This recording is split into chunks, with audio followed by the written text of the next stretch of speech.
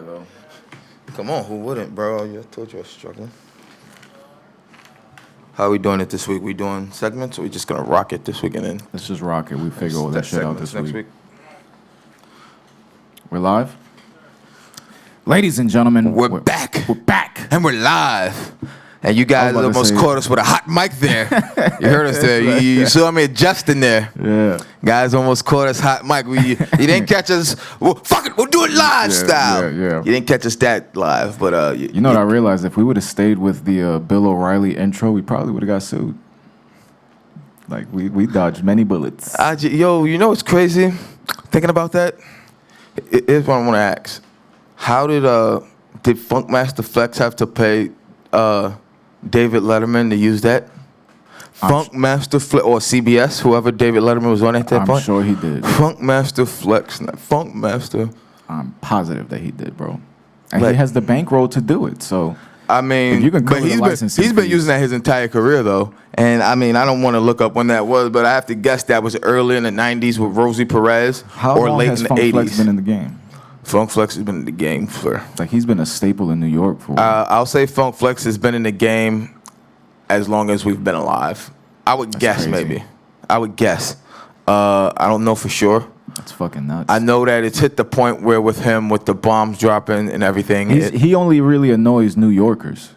People outside of New York love that shit. Oh, yeah, it's Funk Flex. We just, like, play the fucking song. It's... I hate... Between the bombs and him restarting the shit 20 times, Like, I remember the first time he played Super Ugly, bro. The way it was, yo, this track right here, yo, the whole tri-state area, I need you to know that it's going on. I need you to know what's going on here, tri-state area. Whole tri-state area, you need to know what it is. Crazy. You need to know what's going on here. Yeah. Funk Master Flex now. You don't know yet. And the song I want to give it to you. Yet. And the first time the song ain't even fucking start yet, bro. Ridiculous. And he'll keep that shit going for 20 minutes.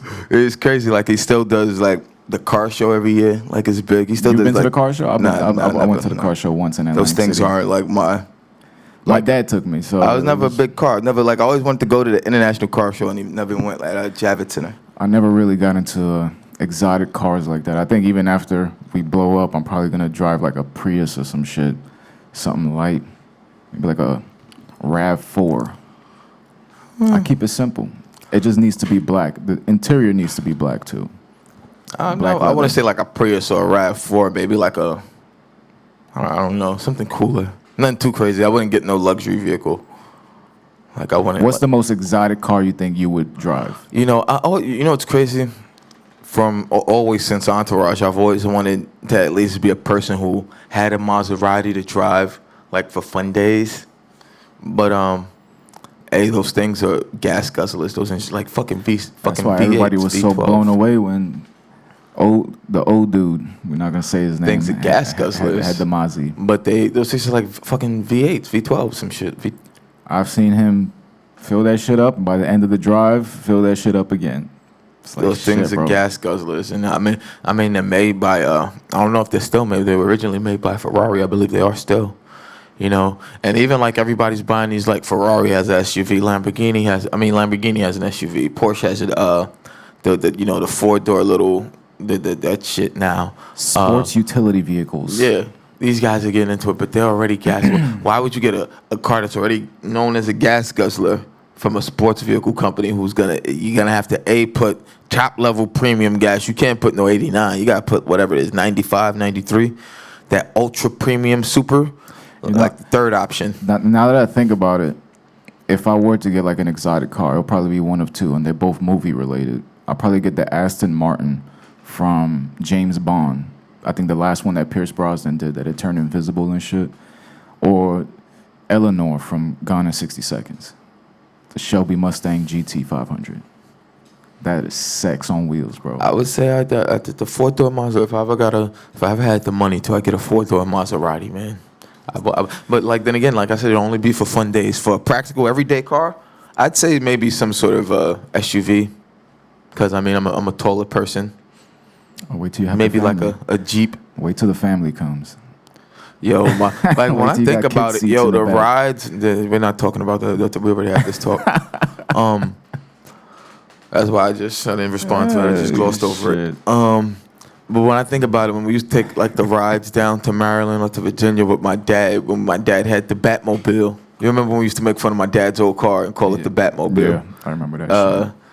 Yo, like all of us, and our legs, like we were getting tall, man. Like we were tall young. And it would get to the point where like Lorenzo had to ride in front and my mom had to ride in the back. It's like our legs were too long. And like I would have to sit in the middle and stretch my legs up through the front of the car. Those are the good old days. Remember Jose's Oldsmobile? That shit sounded like a boat every time I turned the wheel. Just, it's like, what the fuck is wrong with this shit? It's one of those things that it was a death trap, bro. Every time you hit a fucking pothole on the highway, you had to do one of these. Especially when you're taking those turns on the Jackie right next to the cemetery. Nah, shit almost I wouldn't. I would fuck never over. take that on the Jackie, man. Like that. What you said that steering was? I would never take that car on the Jackie. Jesus That's like Christ. that's playing games with your life at that point. You're making an informed bad decision at that point. Because if you know the steering's messed up and you know how those turns on the Jackie go. I hate when people speed through that shit. Yo, I've told you. I've been in the car with people that I've sped been in through the that car shit. with people who, I mean, And it's just like, are you stupid? We're right next to a cemetery. The car flips. We're landing exactly where we're staying. yo, Like, you're staying where you land. it's like, Everybody is like, what they say when you're at a Get the party, fuck you outta get drunk here. and nobody's supposed to, crash where you land. Like, Facts. We have to remind everyone that we're on 30daystoRock.us. And of course, if you take a look at the screen, this entire initiative is all about raising money, cash, dinero, for small businesses like First Live to keep this place open. So far, only raised a few grand. There's a lot more to go. The green needs to reach all the way. For some reason, the green is not reaching all the way, and we need to push that initiative further and further.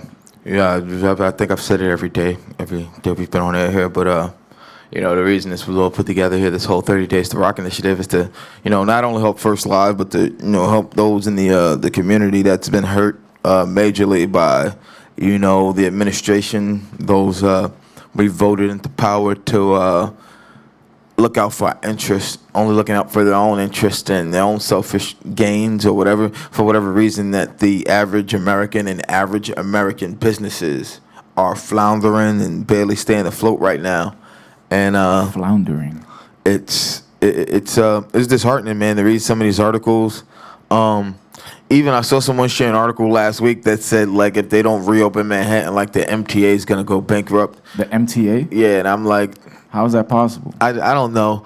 The only thing I could think of is maybe the free bus rides are really hurting them, because they've been giving out free bus rides for what, 4 months now, 5 months.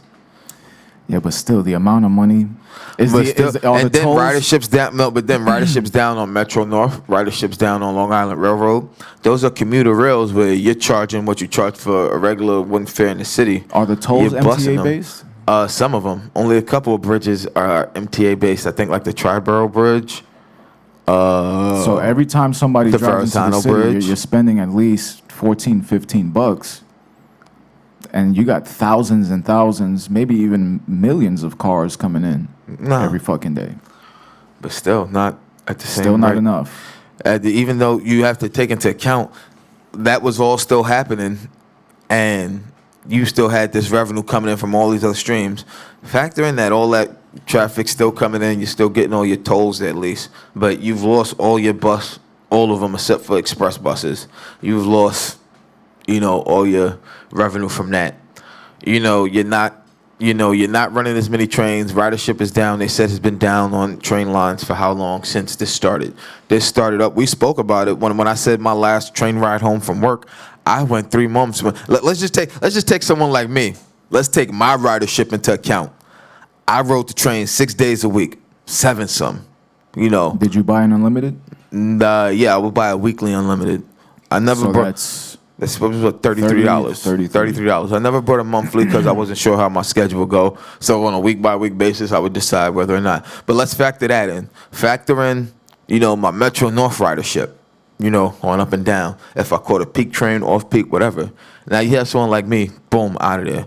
Now factor in someone who makes that Metro North trip every day, people that make that Long Island Railroad trip every day. Factor in how many of those people that make that ride on the Metro North from like in Connecticut, that make that ride from further up than I go, where, a peak. Metro North didn't get shut down, did it? Nah, they don't run as many trains now. They went from running, during rush hour, maybe 4 trains, 3 trains, to running 2 an hour, 1 an hour on some lines. I know Brenna takes the Metro North, to what is it, White Plains, and you're looking at me to answer that for you. I can't, I was buddy. trying to figure out, 'cause I was gonna say Westchester, but it's White Plains.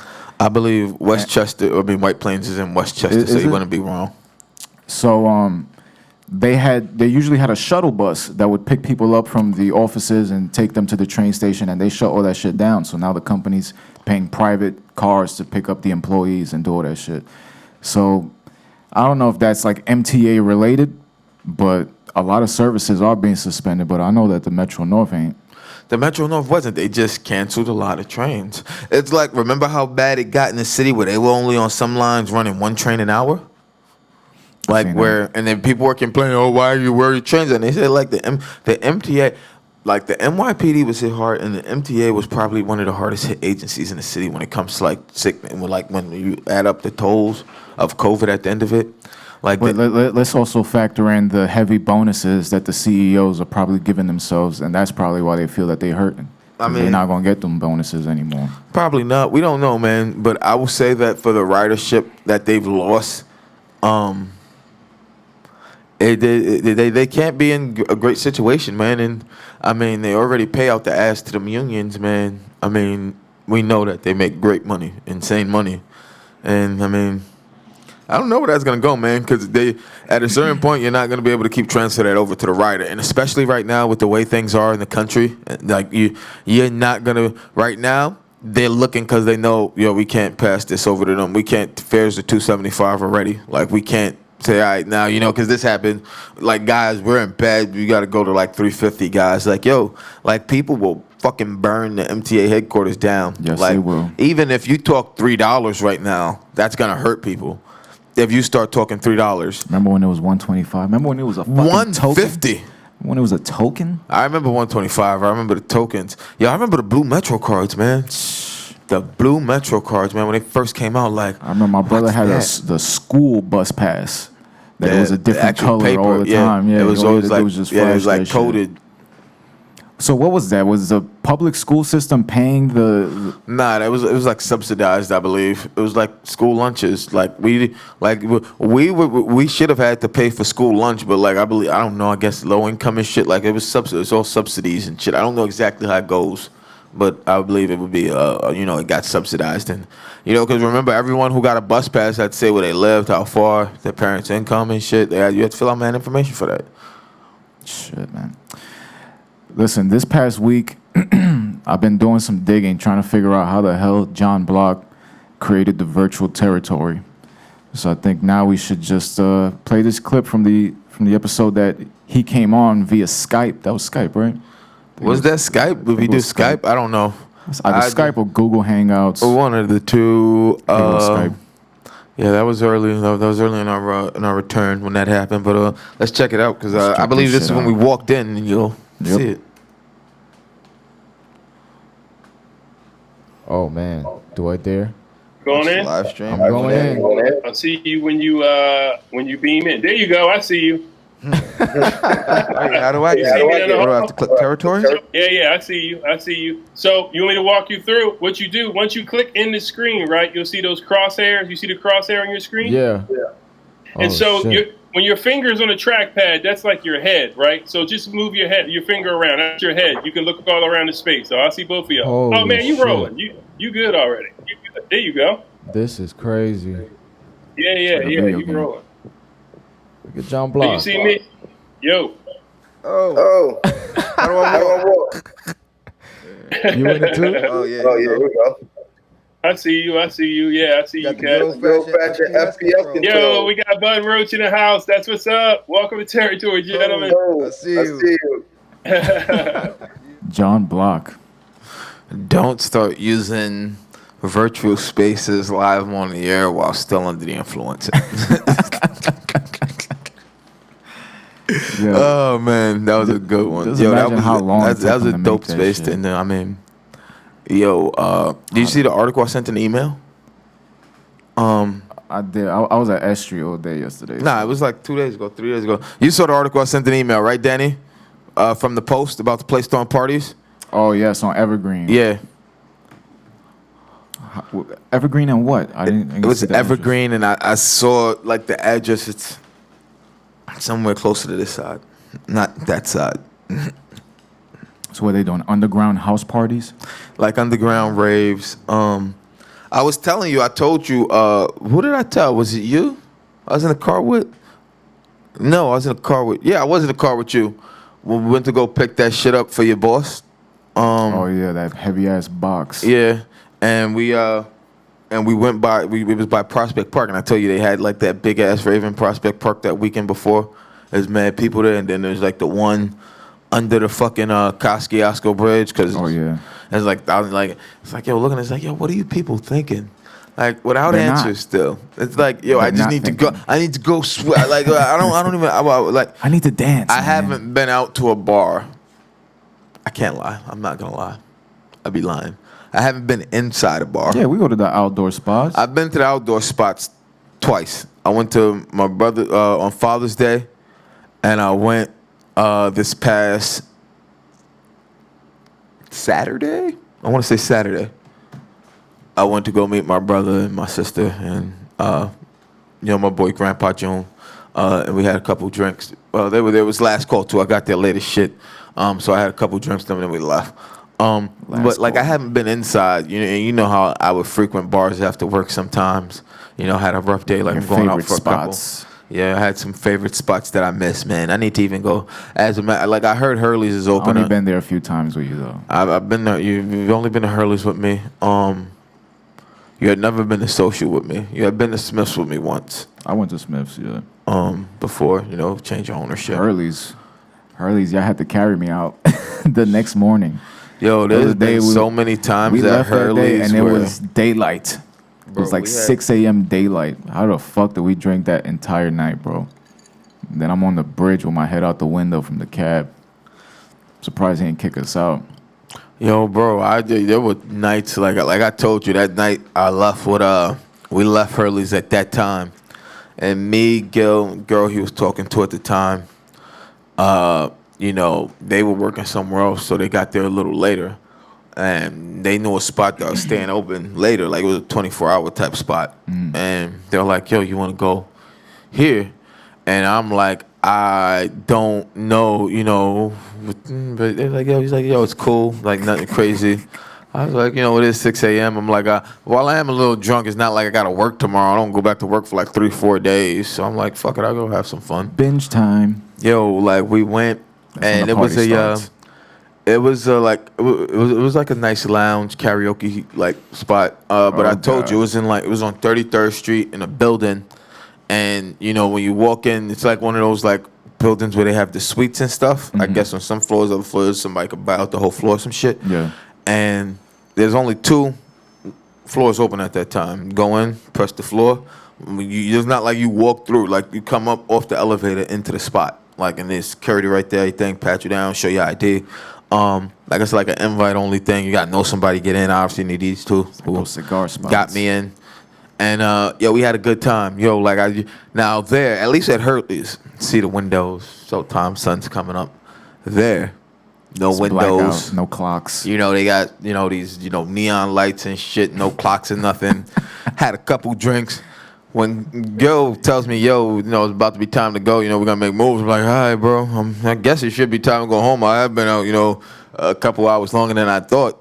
Yo, I walk outside, bro. It's like Nighttime. 10:30 in the morning. I'm like, what the fuck? Like, yo, what did I do? What did I do? What's the meme that's circulating now that, there's somebody in a car looking at the girl and the girl's looking back at the dudes, like entering the bar at 10 a.m., going to work at 10 a.m. Everybody just looking at each other in the street. It's like, God damn. Oh, God, what is movie that? is that from? That's not from a movie. God. show? Umbrella Academy. Have you watched that show? No. That show's dope. They just dropped the second season a couple weeks ago on Netflix. That's a dope show. Umbrella Academy. That's a good show.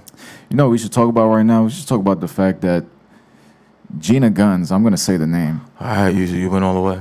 Gina Guns. For someone who, as a recording artist that we knew her to be, you know, all those years ago doing Bud and Roach, doing what she's doing now, bro, it's worth a mention. I mean, she's on the New York Post. It's like, did you not see that? That quick video? They have pictures of her. They the march. Yeah, I saw it. Did you see when she wrote the letter to them? Yeah. So that I try to go out of my way not to mention anyone by name, just because that's how I do shit. But at this point, she's on the front page, so it's like, there was front page on the post. You did it. You did it. And I'll say also, but here's the thing. The cause is everything, though. The cause is everything, but also, like I said, it's bigger than people are still, I think, want to rationalize it. And it's also, these are people who, like I've said before, would have never accepted this information 5-6 years ago. And it's all because of who's now, I feel, a representation for leadership for this country. And even that they're latching on to him, yo, he's on your boys' logs too. There's right and wrong. Right now, people who are saying and calling this out and bringing a light on it, shining a light on it, is needed, because this has been a terrible thing, and this is a decades-long problem, not in this country, in the world. This is a decades-long problem when it comes to sex trafficking. This is something a lot of people have spoken about. Everybody talks about Liam Neeson reviving his career and Taken, but you look at that, man, like that was real. That's like real that really shit, happens. Bro. Like there are young women who go overseas and they get told not to travel alone, not to talk to certain people. And even their when dads people aren't like ex-military who's gonna save the day, they just get lost in the shit. They're gone. And that's it. They're gone. They say some of these places, like, yo, if you can't find these people in like 72, 96 hours, your chances of finding them are none. And that's just, and it's even like when it comes to like missing person cases, like they say, your first 24 hours are really like your only 24 hours. After that, the chances get exponentially lower that it's gonna have a good outcome. There's two factors to it, because I think there's the Hollywood aspect that people like Corey Feldman have been saying for years and years, and everybody was making fun of him before. A lot of people. That he was getting raped as a kid. Even all these Macaulay young actors Culkin said a few things, kids. man. And Corey Helms, which was his boy, supposedly Hames, he basically, with Charlie Sheen, like he outed Charlie Sheen on some shit, and it just got swept under the rug because these people are powerful in Hollywood. These are things that a lot of people have said. Listen, now if that's happening to child actors that's on TV, imagine the kids that nobody knows about. But this is something that they've all said for a very long time that people have dismissed. There have been things that, a lot of people said, and all it took was no one believed any of these young men until the Me Too movement. A lot of people believed them. And it took, that happening for them to believe these young men. And, I don't know, it's Corey Feldman's the one who's still alive, right? Yeah. This kid was so damaged that he, drugs, like what he did to him.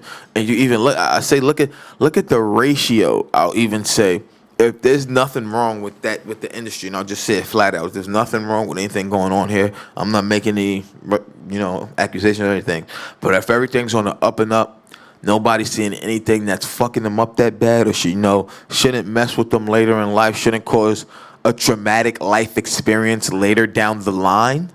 If that's, on the up and up, everything on the up and up, why is there just a laundry list, page after page after page after page of these former child stars, these former child actors riddled with problems?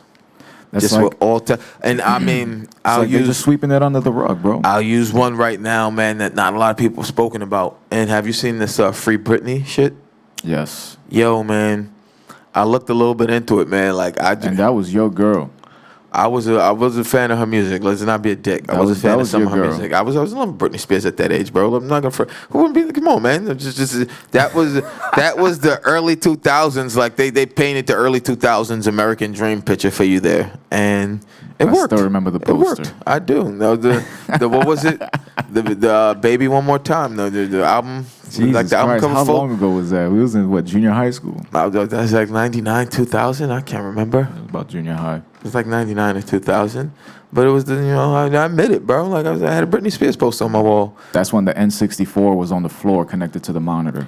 Yeah, but you try to throw that at me to make me look bad, man, and I own it There's nothing every wrong time, with being man. a Britney stan. Nah, like I wasn't a embrace stan. that shit. I wasn't a stan. I had a poster on my wall as a teenage boy because I was attracted to a blonde woman. Like I don't get how that could be any more fucking obvious to you. As all the shit that you do, sir, as all the shit you're into, you constantly try to give me shit for this, man. You know, at some point it's gonna come back on you, bro. I don't know when. At some point, live on there, it's gonna come back on you. You know, I'm not afraid. I hope so. Better be ready to do the Eminem song. Holla if you feel like. Yeah, you better be ready. But do you have Britney on your iPod? Right now, probably whatever songs were left from before on my old hard drive. Nothing new. Does she still make music? I don't think she makes any music. I don't know if she still does. But she was doing that residency in Vegas for a minute, man. But it's even like she's under that conservatorship, so she made millions of dollars doing this.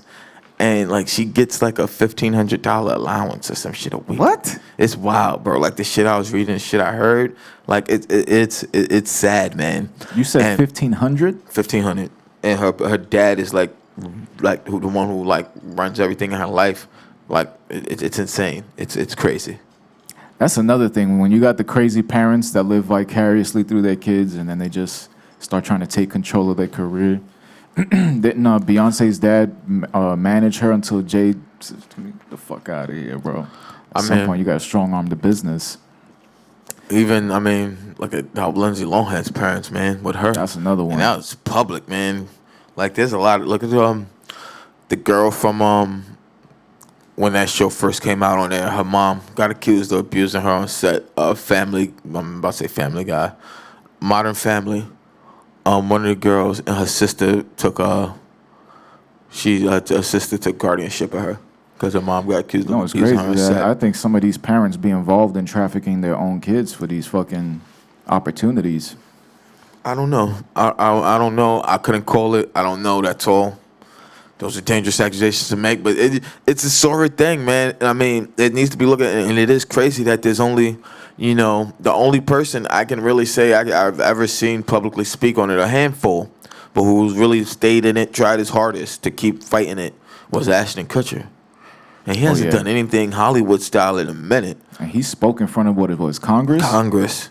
And he was helping them, like he was helping them undercover with stings and shit. Because once you reach a certain financial bracket that you just go anywhere you want in the world and you actually see how societies are. You see how like, societies are. Like, it's like, it's surge shit, man. Night and day, and to some people, this is normal shit to them. Like, to some people, it's normal fucking shit. And it's fucking wild, man.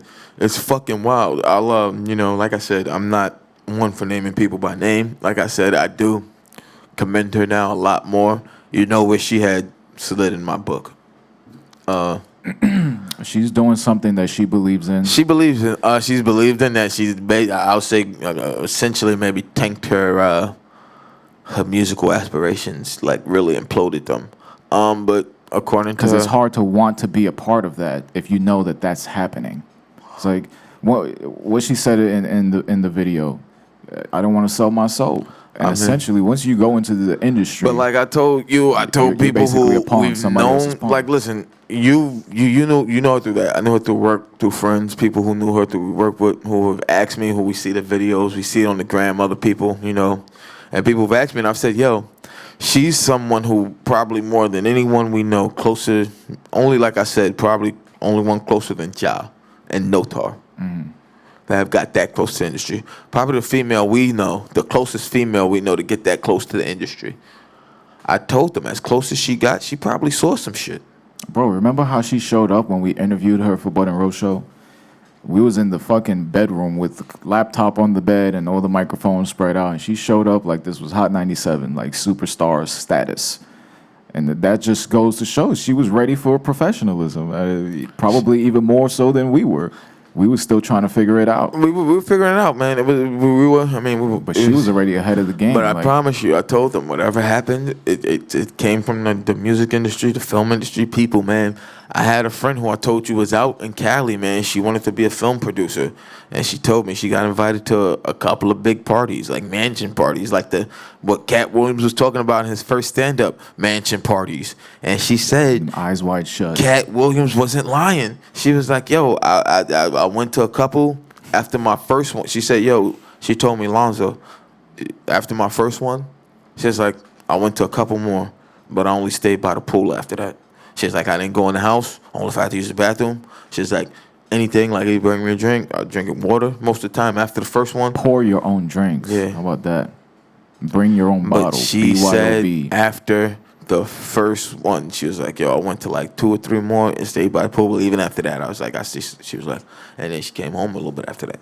But she said she went out there and she was like, yo, what Cat Williams said and that shit. And she said, yo, I saw people you would know doing shit that would blow your mind. What happens in the mansion stays in the mansion. With that, let's just take a little break here and check out the Many Hearts of Bushwick podcast with our dear friend Emily. Of course, this one's featuring John Block, so we'll be right back with more Good Morning Bushwick. Yes, sir. I'm Emily Neuendorp, and this is the Many Hearts of Bushwick. Conversations with leaders, business owners, and residents who are invested in the local community. I'm Emily Neuendorp, and this is the Many Hearts of Bushwick podcast. This is a special episode live here at the First Live studio during our 30 Days to Rock festival and fundraiser. We're raising money to pay our bills and also split the money with all the artists that are performing during this 30 days. And in this episode, artist and good friend John Block is here today to talk about his insight, his impressions of Bushwick and living here as the neighborhood has changed over the years, and to talk about his art and all the different projects that he's been involved in here. Hey, Em, how are you? I'm good, thanks. How are you? I'm doing good. Thanks for having me here today. It's pretty exciting. Thanks for being here. I feel like I'll get to know you even more today. Absolutely. You guys see the link right there. Watch the full podcast now on 30 Days to Rock. Yes, on 30 Days to Rock. Us. Yes, sir. And you can get all the shows from the 30 Days to Rock initiative still up. Danny, the archives are still good through the 30th, you said, right? August 30th? 31st, August 31st. I always fuck the days up in August, man. August 31st. Did you ever learn this trick? Huh? The knuckle trick? No. So apparently, if you count the knuckles and the space in between the knuckles, it'll tell you which months have 31 days and 30 days. So January, February, March, April, May, June, July. July and August both have 31 days. Then it goes back to 30 days until December. Actually, the only month I'm positively sure, I think and Miss Silvis told me that. man, I judge you, man. I don't even know. Only one I can say I'm positively sure of. February ends on 28. October has 31. I believe December has 31. And I almost want to say January has 31. You gotta do is just look at your knuckles. I'm not going to remember that. And I'm shocked you, of all people, can remember that. Of the simple how I things always I try did to get you to remember that you can't. Something simple from a week ago, and you remember that shit. Listen, Miss Silvis was a very intimidating woman. That is true. I tried to find her. I looked up all the 116 websites. I tried to find Shrine Maker. I tried to find everybody, Mr. White's. I hate don't to know admit what it, the hell man. happened to them. They fell off the grid. I hate They to should have admit an alumni page on the fucking. you would think they would a lot of places, but I want to say they were older when that's just 90. I graduated, I what, don't 97, I 98? don't even want to think about that. I hate to say it, bro. These are things we just have to think about in our life at this point. That I remember when my kindergarten teacher passed away, Miss Casada from 377. My mom found out. This lady was so invested in my education that when I switched to 116, so did she. I was in 377. Once I went into the first grade, I said, I'm going to go to this school. She changed schools, and she tried to, be involved. And she had a relationship with my mom and all that shit. They was friends. She would bring me toys. I don't know if that was caring or grooming, but she, who knows? I'll say caring, man. There were a lot of educators who cared, man. We had a lot of teachers, like we said, man, when we had J.R. man. I thought they cared No, until I tried to friend request them, and they don't even remember who the hell I am. And you have to figure the kids that come through, man. It's tough to remember them all, man. I mean, Everybody remembers Nook though. Every teacher remembers Nook. Nook was An anomaly. I don't want to say an anomaly, man. He's always had a big personality, man. Nook, Larger than life. and people remember that. You might not remember the people was with. Aside, and I'll say teachers from high school. Aside from Nino, who would they really remember always being with Nook? Like, we did other things in high school, too. We cut high school. Huh? I used to leave high school all the time. Nah, I was staying in class. I mean, I had to be in school all day. I was on the teams. I had to stay in class. I had to be in class all day. Once Nook left his house, then I left. Oh, once Nook left the school, I left the school. Just because I know there was going to be Warzone, Game Day, Madden, whatever it was. You know, PlayStation 2, PlayStation 1, even N64 back in the day. And me and Rolf used to leave, go to his crib. Joseph De La Cruz beat the shit out of Baez in Nook's crib over Warzone. Jesus Over Christ. Warzone. And Nook, the instigator of all instigators. I mean, I beat Jay up a bunch of times in Nook's crib, man, over games. Oh, man. Jay's a little shithead though. I fuck with him now, but he was The yo, trash growing up, talking his that little went on in pain that the apartment, ass, bro. man. Like that shit would just the Ha Davis video where he's like, yo, how kids used to be instigating fights in the 90s, yo. That was you got come back, like yo, he would always have us going like yo, and the games would get extra intense and like yo, you'd be fuck the commentary. This dude's commentary would make games so intense. We made trash talking an art form. Because it was the ability to get under your opponent's skin that would differentiate how you played the game. Your brother knew once you got pissed off at the game that you were already at a disadvantage. And he was just going to keep hitting you with those one-liners that's going to make you smash the controller, reset the game, or just walk out. I've been there, bro. Bro, once again, I'm going to ask you, when was the last time you seen me do anything took control? And I said this before too, bro, and I'm going to stop repeating this. I haven't broken a controller in more than a fucking decade and a half. But we're talking about the old days. It's old days, man. I'm zen now. A loss is lost. It gets annoying. And that's you know what? Back in the day, the but back in the controllers were days, $90. nah, even it's still not. They're close. Maybe $10 more now. You know what it was about back in the day, and even with some games now, man, is that people find things just like with the old 2Ks when they first went to play a shot, like the true shot forms, like the actual shot forms, and not everybody had the same generic shot form putting up a jump shot. When they went to their actual jump releases, So post Dreamcast. I'd say like around late Xbox, Because Dreamcast, late original everybody Xbox, shot the late same. PS2. They shot the same till like 2005, 2006, I'll say. So around then. But even then, those early games, when they put those if you knew it and you could time it perfectly, it didn't matter what the person's ratings were. And people knew that. And like a rating, like I would say it all the time, it's like animations you would get stuck in, you couldn't come out of. It's like, yo, every time, like, I'm not trying to go up. Like, I would tell my brother every time I'm beating him on the baseline in some of the old 2Ks, and they wouldn't go up, and only, like, half the time they draw a foul, they try to stupid little floater off the backboard. It's like, I'm not trying to do that. And it would be every time, and I would, like, show him it. I'm showing him, like, what I'm doing as he's doing it. I don't know. And it's the same things people can play with. And I've gotten better at the games as I've gotten more control with the things I've always complained about, which is why I've gotten better. Now that I have control over everything, there's very little I can complain about. When you see the ball bounce around, like there's little things like with the physics engines and now, and this is something you needed. Like eventually it was like this much computer power and everything was this like these physics engines to allow this. I just realized you can have Dreamcast now. Huh? Because you got the Mac. I probably wouldn't even get a chance to play it, bro, to be honest. If you want to train and shit. I'm usually reading. That's my reading time. That's right, you're a reader. So you read every time you commute. What do you read? The news? If I don't have a book, I'm reading current events. See, I'm the complete opposite, bro. I'll listen to the same song all day long. I can't do that. I can't in my mind, like I can listen to music and read. Like I like sitting there playing games all the time gets annoying. Like looking down at all that shit gets boring. And also drains the fuck out your phone battery. So even with these newer phones. So I try to avoid it. I try to just, I was playing 2K2 on the Dreamcast the other day, and I hit a half-court shot with Shaq, and it just shows you that the mechanics are completely different. Like, I think it was the only thing that they put in that game that was relative to the character was, I think, Shaq's free throw shot. They always made him look like he didn't know what the hell he was doing. Like, he's just tossing it up like that.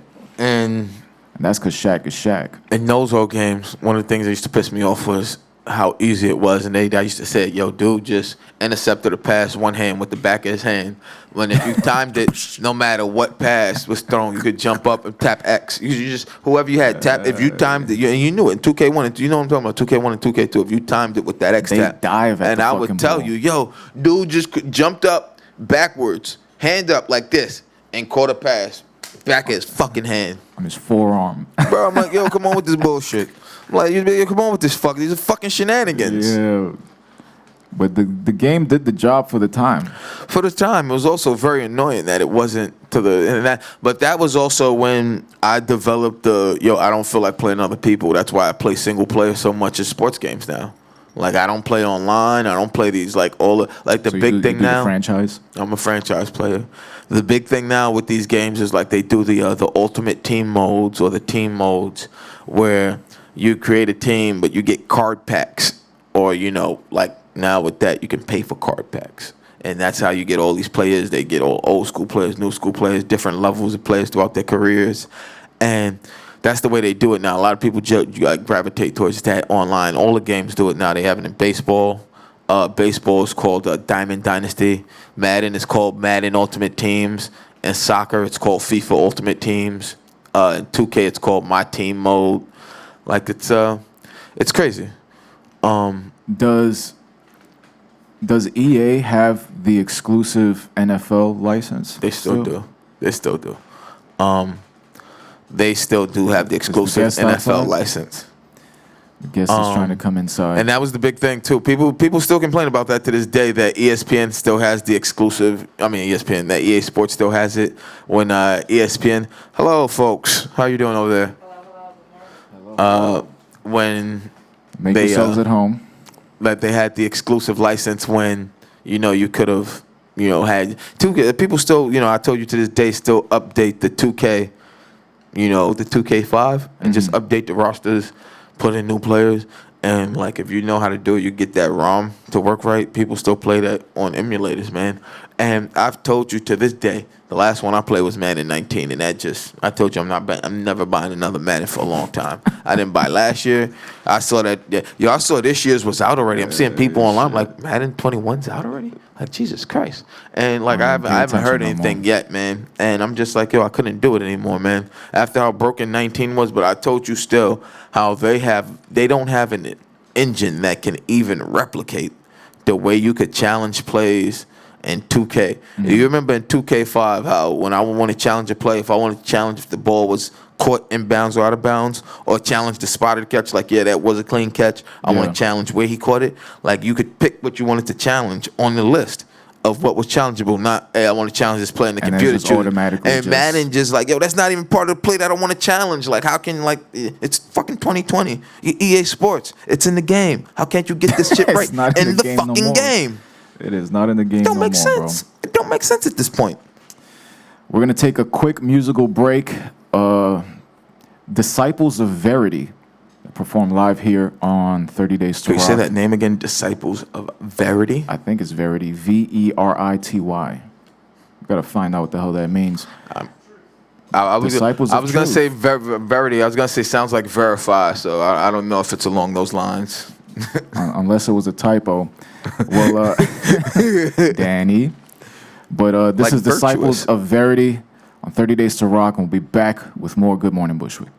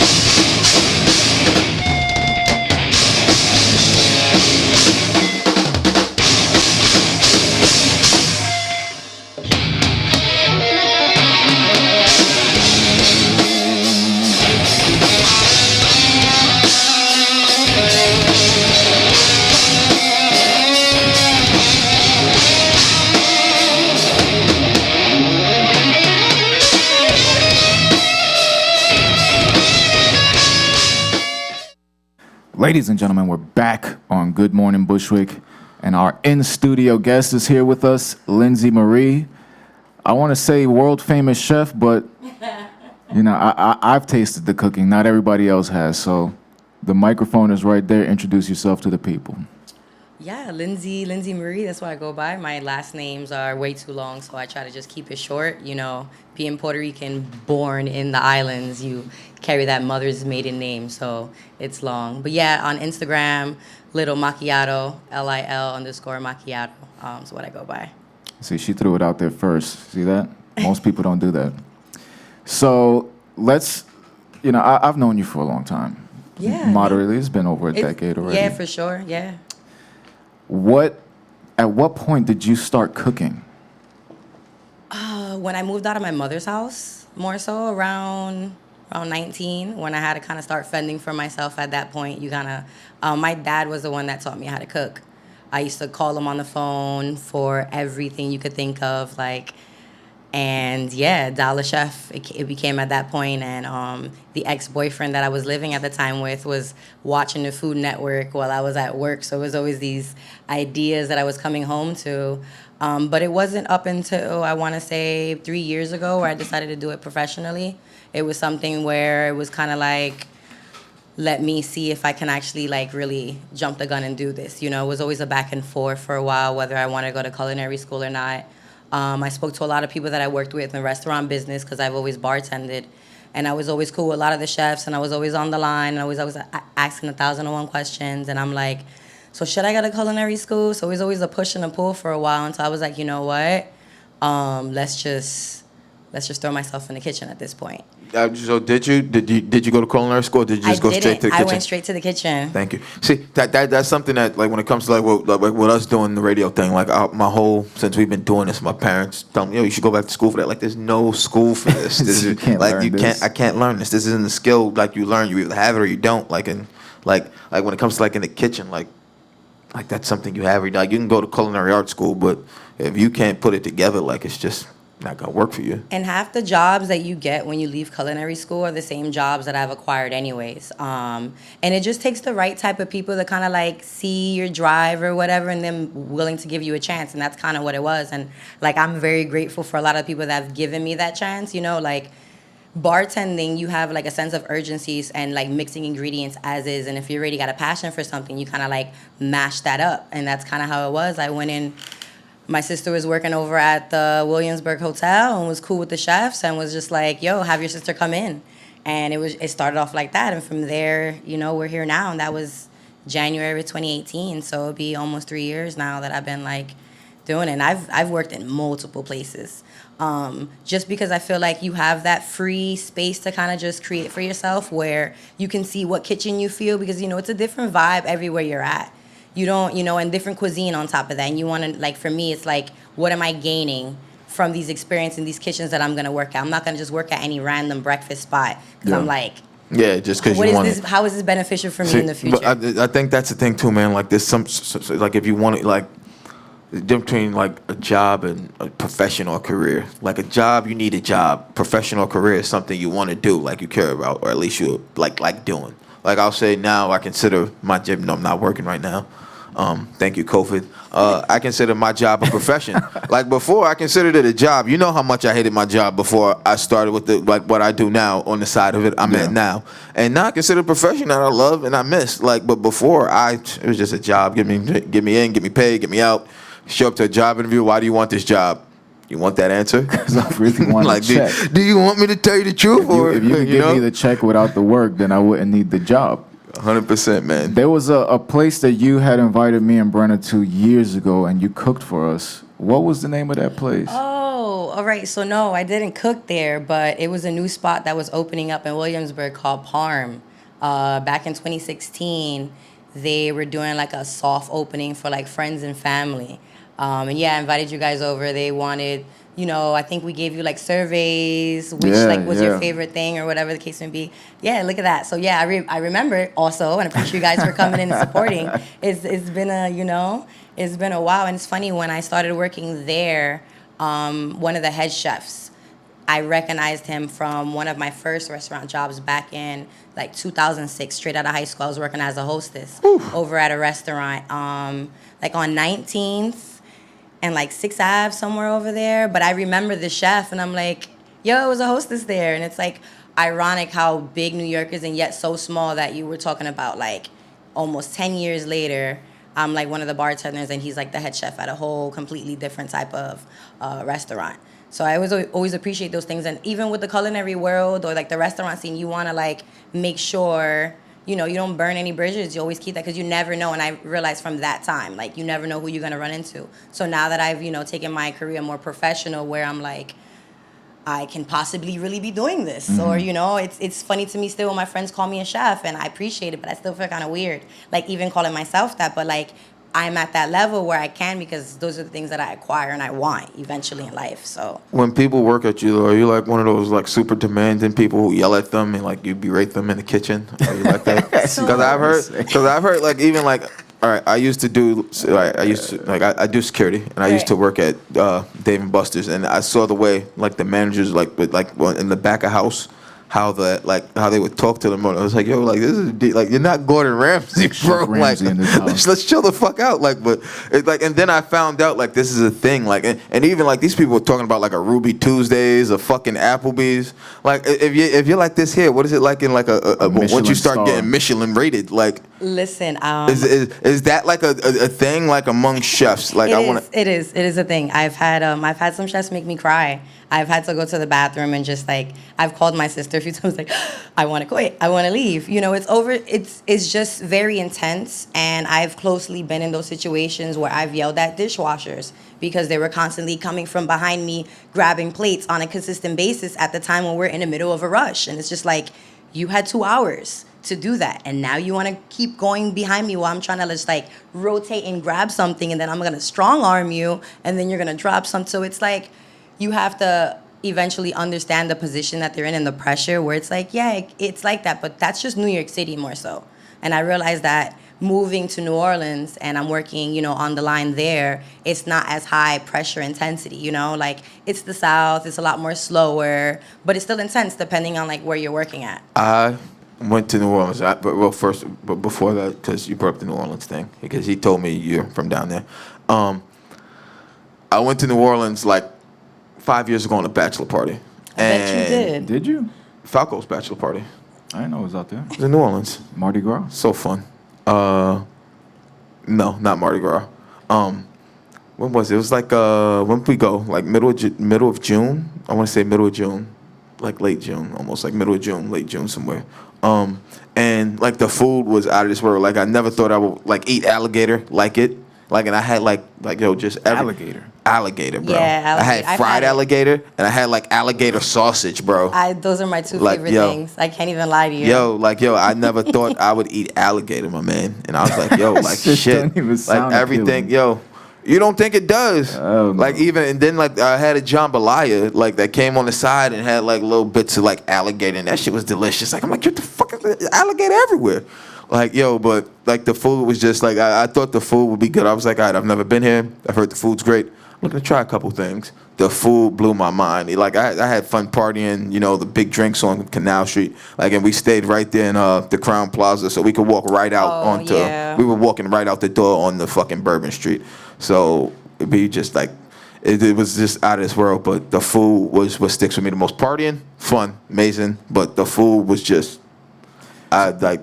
So if the setting itself is different, being that it's more laid back and all that shit, what's the differentiator in the actual cuisine? And did it challenge you? Definitely did challenge me. It's because I feel like New York is so hype beast that people want to go to the next hottest spot, and half the time I don't think they're really concerned with the cuisine. It's more so I've been there. The appeal. It's like a so like all the reviews I've read for him say his food is garbage. Right, but with New Orleans, they hold their culture so much. Like, it's such an old city, and their cuisine is their cuisine. They're not really used to like new elevated things and more so like fusions and stuff. And that's the reason why people go there. So it's like learning that craft and learning like you can't be taught something someone's other grandmother, you know, taught them how to make. That's like lineage at that, but like a long line of, you know, history when it comes to seasonings and like things like that. So it's which was another reason that drove me to go there was like, I didn't go to culinary school. This is like top cuisine central. I'm going to go and throw myself in a few kitchens and, you know, work my way around where now, you know, after being there for a year, I finally work in a French restaurant, a Creole French restaurant down in the French Quarter. You know, that's like, you want that when you first go there, you know, and you don't really know of the city, but once you get there and you start working at these places and stuff like that, you're like, wow, all right, this is it. You know, this is it. So what happens, let's say, all right, you put out some food, clients don't like it. This is the French spot. Who takes the brunt of that? Does the front of house deal with it? Is it like on Kitchen Nightmares where they go to the back and start yelling at the chefs? It's kind of like a domino effect. Definitely the front of the house is the first ones to deal with it. After that, it's kind of like, a chain of command. Front of the house, like the server's the first one that has to deal with it and usually come up with 1,001 excuses because they don't know what's exactly wrong, right? They delay that message to the front of the house manager. That's their superior. From there, the conversation is had between the chef de cuisine, which is the one who usually writes the menu, or the chef that's working that night. So that's the front of the house manager and the chef that are actually having that conversation, depending, because it's like the chef, and that's one good thing about the kitchen, nobody gets thrown under the bus. We're all in this together. So it's even if it could have been my mistake, someone saw me put that plate out on top of the fact that the chef sent that plate out. So if there was something wrong with it, we're all in it together. You know what I'm saying? It's like you allowed me to send that plate out if you knew there was something wrong with it. Maybe I didn't know or I missed a step, but it's like, you know, at that point, it's a whole domino effect. So we're all getting our shit chewed at that point. So you got singers that will go to like The Voice and American Idol to try out. Have you ever thought about going on like Hell's Kitchen or something? You know, I've had those conversations plenty. Like, you know, I grew up watching Chop Kitchen and all these like competition cooking shows. I watch cooking shows every day, bro. All the time. I watch them occasionally.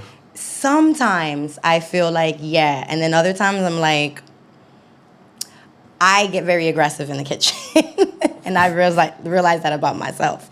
So I don't know how I would be able to feel like that's an extra level of pressure being there. And to be honest, I don't feel like that does anything for me. Like to other people, it does things for their career where they need that extra boost, but I don't care Supposedly, for it. they get a $250,000 a month or a year salary and the head chef job at, I guess, whatever hotel restaurant it is. Oh, when they win that, yeah. When They like win to Hell's get their Kitchen. like executive chef or something. Yeah, and see, that's dope for people who like working under people. And I realized that about me, that I only like working with a certain amount of people, or like not even. It's like I told you, it's a whole relationship thing, and You can only work for like if you want to work for someone. Yeah. You want to work for someone you can respect and you can get along with. Like that's why like my boss now, like who I work for, like I get along with him and I actually respect him. And like I've had bosses where I told people like, yo, I got to the point where I flat out didn't respect them, and everything I did and everything that came out of my Just an mouth asshole. was in some way disrespectful, bro. So I'm shocked it took me that long to get fired. right. And it's like it's a learning experience for me, regardless. So I don't want to just put myself in any position, regardless of the money amount. You know what I'm saying? Like I came from bartending to cooking. Trust me, I cut my paycheck in half.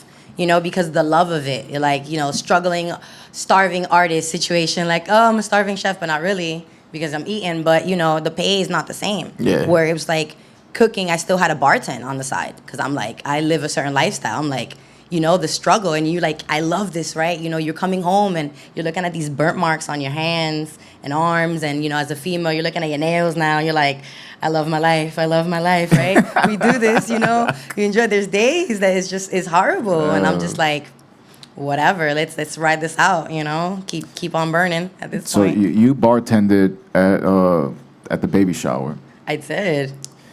and you know, every time I've thought about bartending, people told me, you know, you should bartend and shit. I'm like, listen, I'm an alcoholic. I should not be bartending. Sometimes they make the best bartenders. Yo, I have to say, man, I don't know any alcoholics who are bartenders, but I feel like I've had a drink with every bartender I consider a friend while they were working. Oh, absolutely. Here's a free shot, dude. I'm gonna take one myself. You just come bring a couple shots over. Yo, we're gonna do these. Line them up.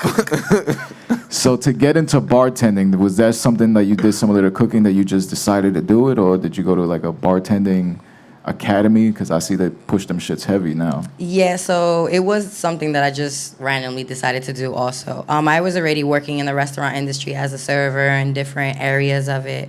And then it was a big thing at the time too, where there was like bartending schools promoting everything. And I knew a few people that were servers, and then they bartended because the job placement. So yeah, I did actually go to ABC bartending school.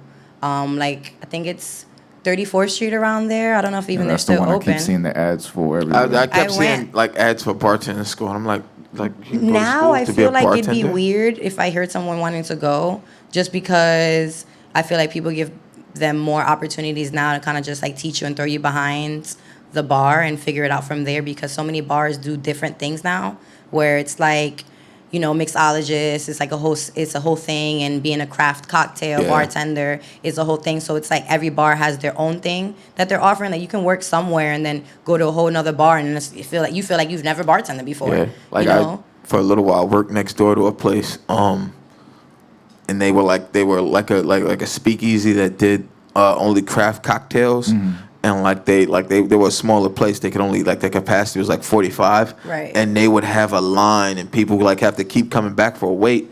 And like they were downstairs from us, but they separated the entrances, so it was right downstairs. It wasn't a big space, and like people would lose their minds for this. I'm just like, I don't get it. Like when I would walk down there and check it, clearing the building at the end of the night, like I could barely stand all the way up. Like it's like my head's almost touching the ceiling down there. Like how are people enjoying this? Like it's a dark night, like a well lit place, and it's like out of their minds to go there. Like it was crazy. It's a thing. What's that movie with Tom Cruise that he's a bartender?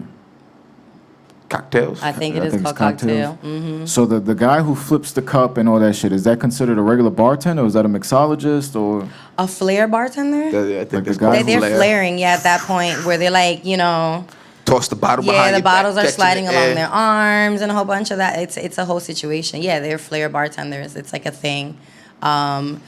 When I didn't really know how big of a thing it was, like, you know, I bartended. It was how I made my money. I enjoyed it. I speak very well. I can hold a conversation, you know, and basic bartending, you can make a good drink and hold a conversation. That's it. You can make a lot of money. But the places that I bartended at were kind of a little bit more, little stiff, you know, like little hotel bars and stuff like that in Midtown, as opposed to my sister who was more in like the lively scene. So when New Orleans was just a whole big thing in reference to food and cocktails. Like, they have their dope-ass cocktail bars out there. So for my sister, it was a whole bigger thing. And even me, when I started bartending out there, I was like, yeah, it's different. Even their liquor laws, you know? So it doesn't really matter, like, as much bartending experience I had in New York. Like, you leave, it's like, oh, okay, I know how to do this, I know how to do that. But, like, now I'm in a city where it's like, It's different. are you ready for this? More so. Are you ready to be serving people who are halfway drunk at 4 a.m. because the bar you work at is open 24 hours? Who signed me up Ready for to this? start serving booze at noon? and is it like in Florida that you find like alligators in the pool and shit? Is that why they cook them out there? I mean, Florida's just, that's because of the Everglades. So there's no wild alligators just walking There through. are alligators, but It's the swamps. more south, like towards the swamps. Like New Orleans is like the little city right above the Gulf of Mexico, and then once you start going to like the more scattered towards the bottom, alligators live amongst them at points. Yeah. I told you when we were out there, when I went to Florida, when we went to Harry Potter World, my first day out there, and my girl's friend in the complex, they had like nobody swims in it, but like a nice man-made lake, and you can see alligators swimming in there. Like the alligator, like she's like, you don't see it, and it's just like, look, you don't see the eyes right there. I was like, oh shh, I thought that's part of the lake. She's like, no, and then she gave me the binoculars, and that was a fucking real life wild alligator, like fucking 40 yards from me, maybe. Like, we were in a screened enclosure, couldn't get in, but I'm like, nah, man. Like, this is why I'm a New Yorker, man. Like, I could deal with mosquitoes, subway rats that scared me. So that was my next question. Like, in New York, we deal with like roaches, mosquitoes, water bugs, shit like that. What do you got out there? So water bugs to them are just roaches. So that's just the standard It's just roach. and they're super aggressive. About this big. Like aggressive, like they will fly towards you. Wasp. I've never seen a wasp Oh before. man, I got until stung moved by to a New wasp Orleans. when I was young, man. Right here, man. That shit. I saw In it coming. I was face? like, ah. So what Fresh air is fun. that the shit that looks like a huge bee? Yeah, Yeah. like a black bee. And they make nests. So like we live in a house and I've had multiple wasp nests that need to be knocked down and they grow eggs and stuff like so it's like, yeah, I'm not spider webs everywhere you go. Like I've walked through multiple spider webs on a regular basis where if I'm gonna walk in between trees, I'm instantly just walking, waving my arms just to get through. Jesus Christ. I don't know. Oh, but like we deal don't. well If with you that. live close to the bayou, which is just like a small body of water, there's always alligators in there. I'm yet to see an alligator. I haven't seen one yet though. Is But there like a rich area? there is a rich area actually, all through Magazine Street, all the way up Esplanade. Also, there's like apparently Solange has a dope ass house down there. There's some nice homes like mansions. It's at Magazine Street. Old Yeah. You gotta put Even that on like- the bucket Pretty list. cool. I told a few people when we were coming back, which is why it's so weird to me. Even just on the topic of New Orleans, to say I hope they do good with everything going on right now. It's missing us. It's missing you guys. It is. Thumbs up, man. It 'cause is. It's pulling west. I've been tracking it every 2 hours. It's That's- pulling west. I mean, that's about as What was it, good a as- hurricane? Hurricane, yeah. Laura. Both of them are the one miss Florida and the other one's gonna miss you guys, Mm-hmm. and they're not gonna combine. That's about as good a picture. 2020 gave us a break there, but I remember when we were coming back, when we were coming from the hotel on the shuttle going back to the airport. I don't know where we were at, but I remember seeing just still, and it's 10 years after, seeing whole like neighborhoods chained off, and like I just remember they made a big deal about like the Brad Pitt houses and everything. And I'm like, if this is such a big deal, like how is this? Like, is it still like that, or is it like how's rebuilding like going on down there? How's it been? Is it still because like So like where Brad Pitt has his house at, it's in the lower 9th ward. Brad Pitt? Yeah, Brad Pitt has a home down there in the lower 9th ward. The lower 9th ward, like I know people who grew up there. There's nice homes out there. It's just we get the misconception when you're not from there that it's hood, but it's like realistically all of New Orleans is hood and nice at the same time. Like I live in a nice neighborhood, but like you walk around the corner and one of the homes is lit on a regular basis. And some people may consider that hood just because it's more of a louder volume or whatever, even though I've had my bike stolen twice from in front of my house. But that's Just like New that's York. just the city. It's like New York. It's a city. It it's a comes with popular a big city. city. Yeah, I mean, after you reach a certain population, you have certain things that come with big cities, and you So I can't feel change like that. I feel like people definitely get the misconception of what hood or urban neighborhood is or whatever the case may be. They're trying to gentrify the city as much as they can, but you can't really do that with New Orleans. They're very tough. They enjoy what the city is like and Don't they what it pronounce has it been. Narlands? Nolans. Nolans. Yeah, like I Nawlin. can't get that. No, I can't get it right. Nolans. I wouldn't get it right. Like, Because I've said New Orleans to somebody who's from there. Like, it's fucking Nolans, man. New Orleans. It's like, But then shit. it depends on where they're from, because some people say Nolans, some people say New Orleans. New Orleans. Where they drag it, when people who are not from there. When I first started living there, I'm like New Orleans, I still say New Orleans. Shit. You can't change the way I speak. I don't know. All I know is that wasn't like I had a blast of a time down there. Like I was. I've never been. And listen, like I said, we should my sister and I have made sure we had a house big enough for the extra space. It's a city that I know a lot of my friends haven't been to. I only visited twice before we decided to move out there. And the second time that we visited, it was like 3 weeks before we packed it up and left. Where it was like, yeah, let's just do it. Let's just go and try it out and see how it goes. A year later, here we are. I mean, With that being said, we got to take a commercial break. We'll be back. This is actually John Bergdahl. He's basically in a band, like Danny was saying, that they shoot short films instead of music videos, and we're going to check a few of those out later. But right now, this is John Bergdahl. We'll be back with more Lindsay Marie on Good Morning Bushwick. Preview on Legion. It's funny you should mention Legion, Satan. I made him a little cape just like yours. Put it on him later. Hi everyone, I am John Bergdahl. It's a pleasure to be here with you this evening in your computer or streaming devices. For the last 23 years, I have been the lead singer of a band called Legion. I performed that role under the pseudonym of Dr. Gustav Hertz. We've performed all over New York City, and all of that is not very different than any other band, but one achievement that I'm particularly proud of is that over the last 21 years, Legion has written, produced, directed, and acted in a series of, to date, 25 short films about the band. It's got to be all.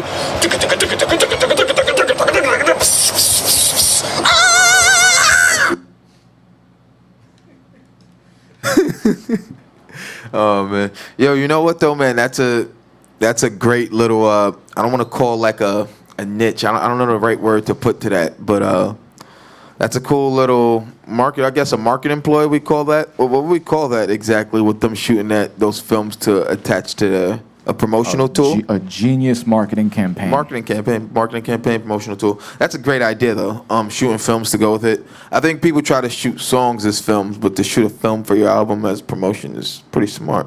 Not a bad idea. So nowadays, especially post-COVID, everybody's kind of taking their talents to the internet, trying to figure out how to monetize from home, being that a lot of the businesses closed down. Have you seen anything that you wanted to do, let's say, on the internet with cooking? Maybe just probably display my cooking a little bit more. Actually feel comfortable like recording me cooking different things in the kitchen because I haven't.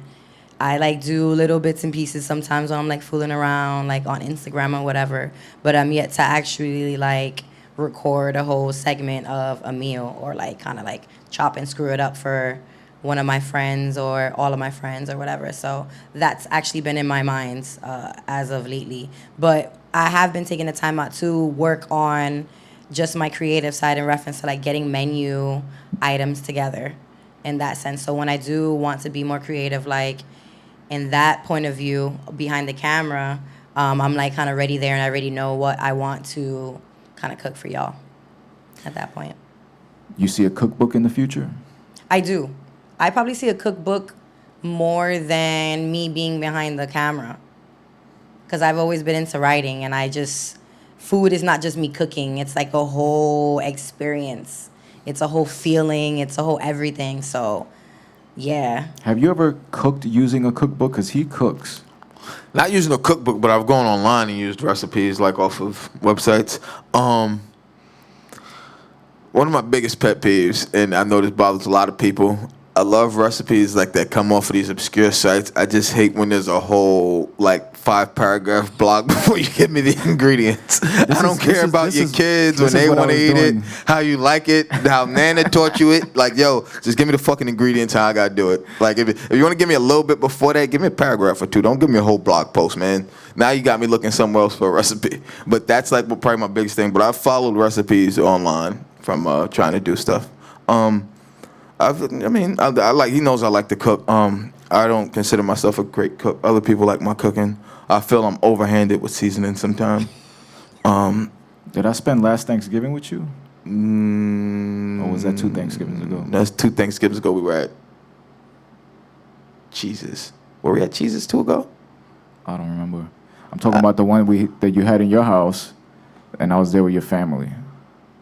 When we had the I think this was before Lena. Did we when we made the Pabst tree? When we made that you had a big ass feast there of everything, bro. Like y'all had everything. It looked like a real Thanksgiving dinner. I mean, that's Thanksgiving dinner. I don't know. I can't remember which one it was exactly. See, I was raised Jehovah. We didn't have any of that shit. Like I was raised J-Dub too, but you know, like I said, my grandmother, you know, used to get around it the best way because she was a J-Dub deep. And to get around, because obviously J-Dubs, you're not supposed to celebrate holidays, That's Jehovah's birthdays, none of Witness. that. We're all on the same page. My dad was Jehovah's Witness. My mom was Catholic, so it was a struggle. And my dad was like, I used to go to the salon with my grandmother when I was younger in Puerto Rico. Yeah, so there's a lot of relatability that I fucks with you, because of it.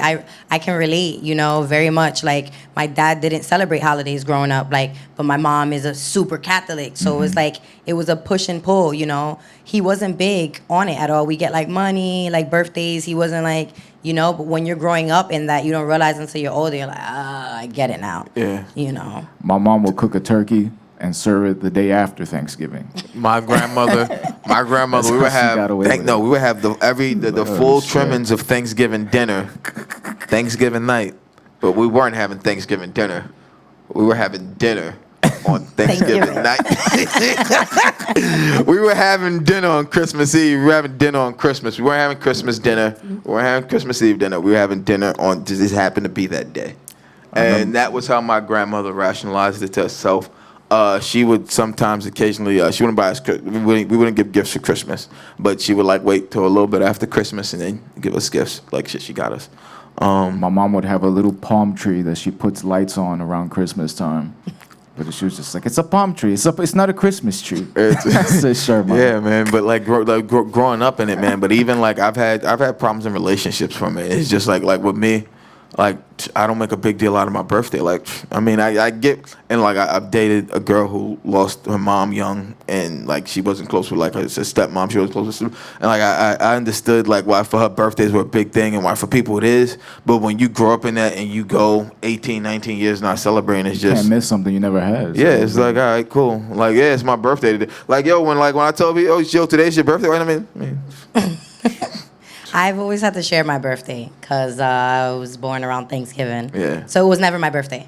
So growing up, it was just hard. I hated it. I hated my birthday because it was always it's not my birthday. Thanksgiving, so my family's obligated to be there, and they're obligated to celebrate my birthday, and I always felt forced, and it was always horrible. So as I got older, I always just did things after my birthday. I was over it. Friends were always with their families.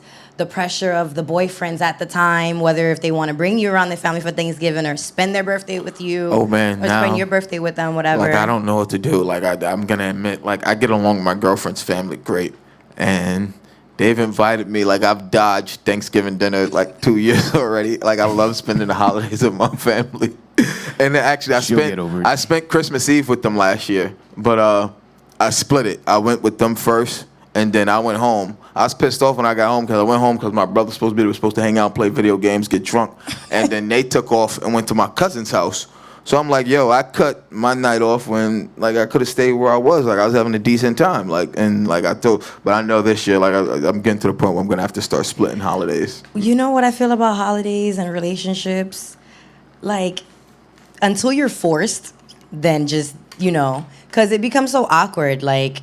Me, I've been in 2 long relationships, and one of them I spent a lot of the holidays with his family, and the other one I didn't, and I was okay with it because I'm especially if you plan on spending the rest of your life with someone, there's gonna be a time where you can't get away for those holidays. You have to be there. So it's while you're still in that dating stage, and it's not it hasn't really got to that level where y'all it's an obligation. live, It's just spend the holidays with your fams and stuff like that, and your friends or whatever. And so it's an obligation, and people are coming to y'all house for the holidays now. It's funny because in all the years that me and Brenna have been together, when we first really got together, it was an issue because I'm not used to getting together for the holidays. We didn't have holidays, so you'd be like, "Oh, we're going to my aunt's house with this." I'm like, "No, I'm not. I don't want to."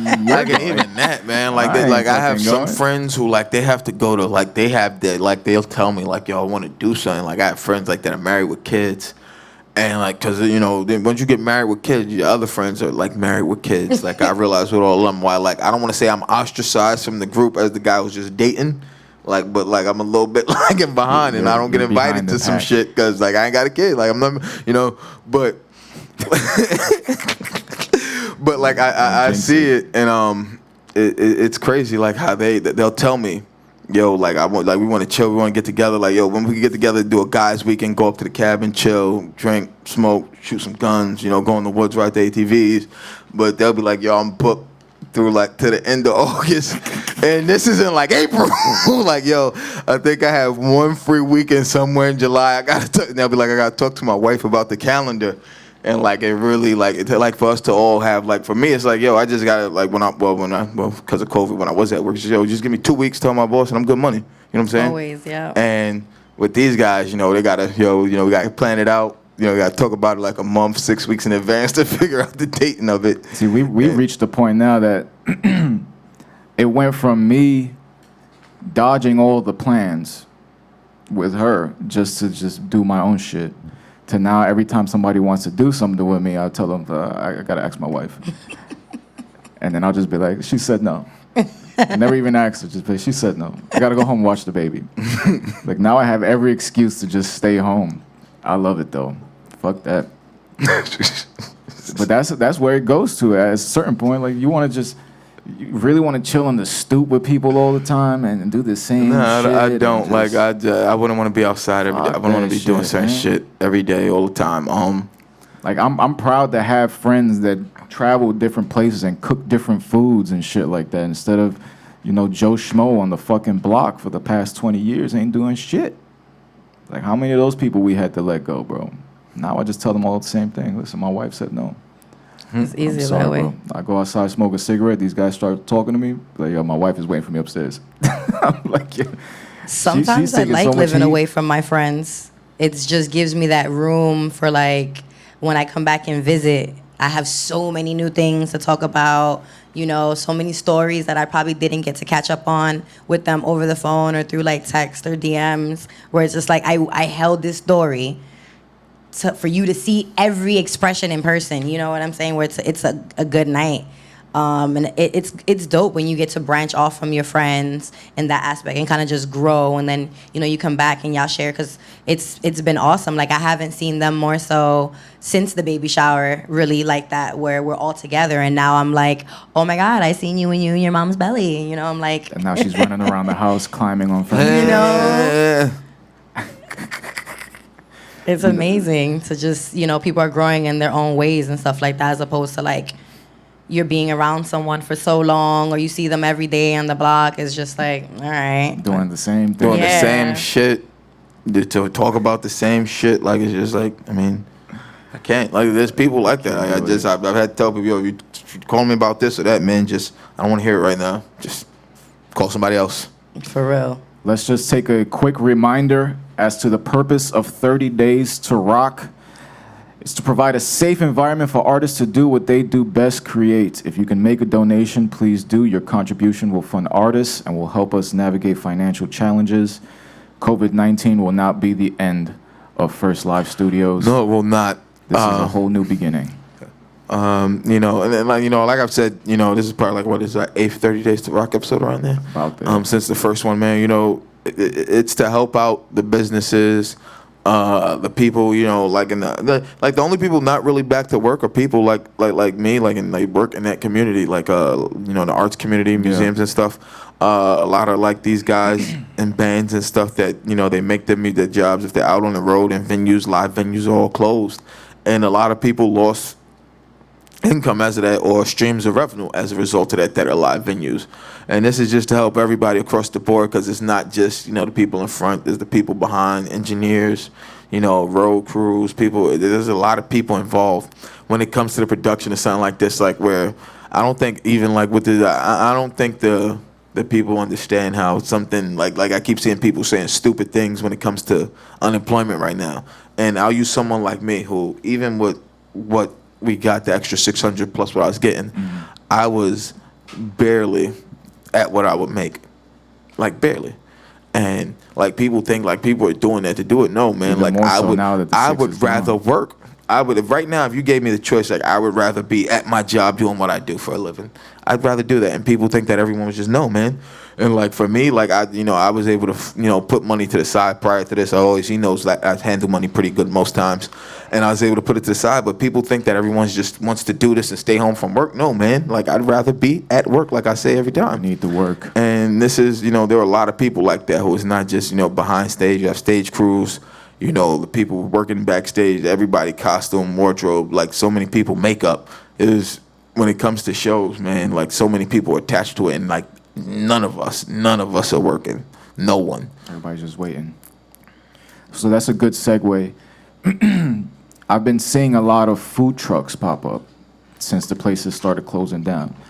Do you guys know the legalities behind that? Is it like opening a restaurant? Do you got to be licensed and all that shit? It's more so about permits. I've always had the conversation and the interest in a food truck more than like a mortar and pestle, like an actual storefront.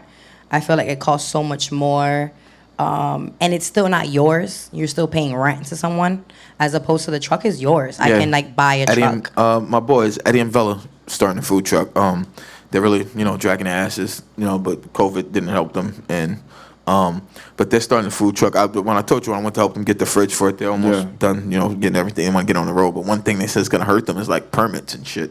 It's like the pay, what you got to pay, the licensing, and like you have to keep it. Like you would get like inspected by a food inspector coming there. Like that's why when people like, yo, how do you eat off food carts? Like, I mean, food inspector come by, all this shit got to be on the up and up. So is it a permit to like have an open flame? A permit to It's more, I think it's a permit for where you're located at, like your designated area. You have to like, you have to have a permit for that, and it's like a vendor's license like a vendor's also, license. because you have to pay tax. So you have to have a license to sell whatever it is that you're selling, on top of the fact that you got to pay a permit for where you're located at. And I know New York City has so much more rules and regulations when it comes to wanting to open up a business in general, especially if it's like food or alcohol. So around the holidays, a lot of Puerto Rican families, like my mom used to do this all the time, make pateles, and she used to sell them shits at the church.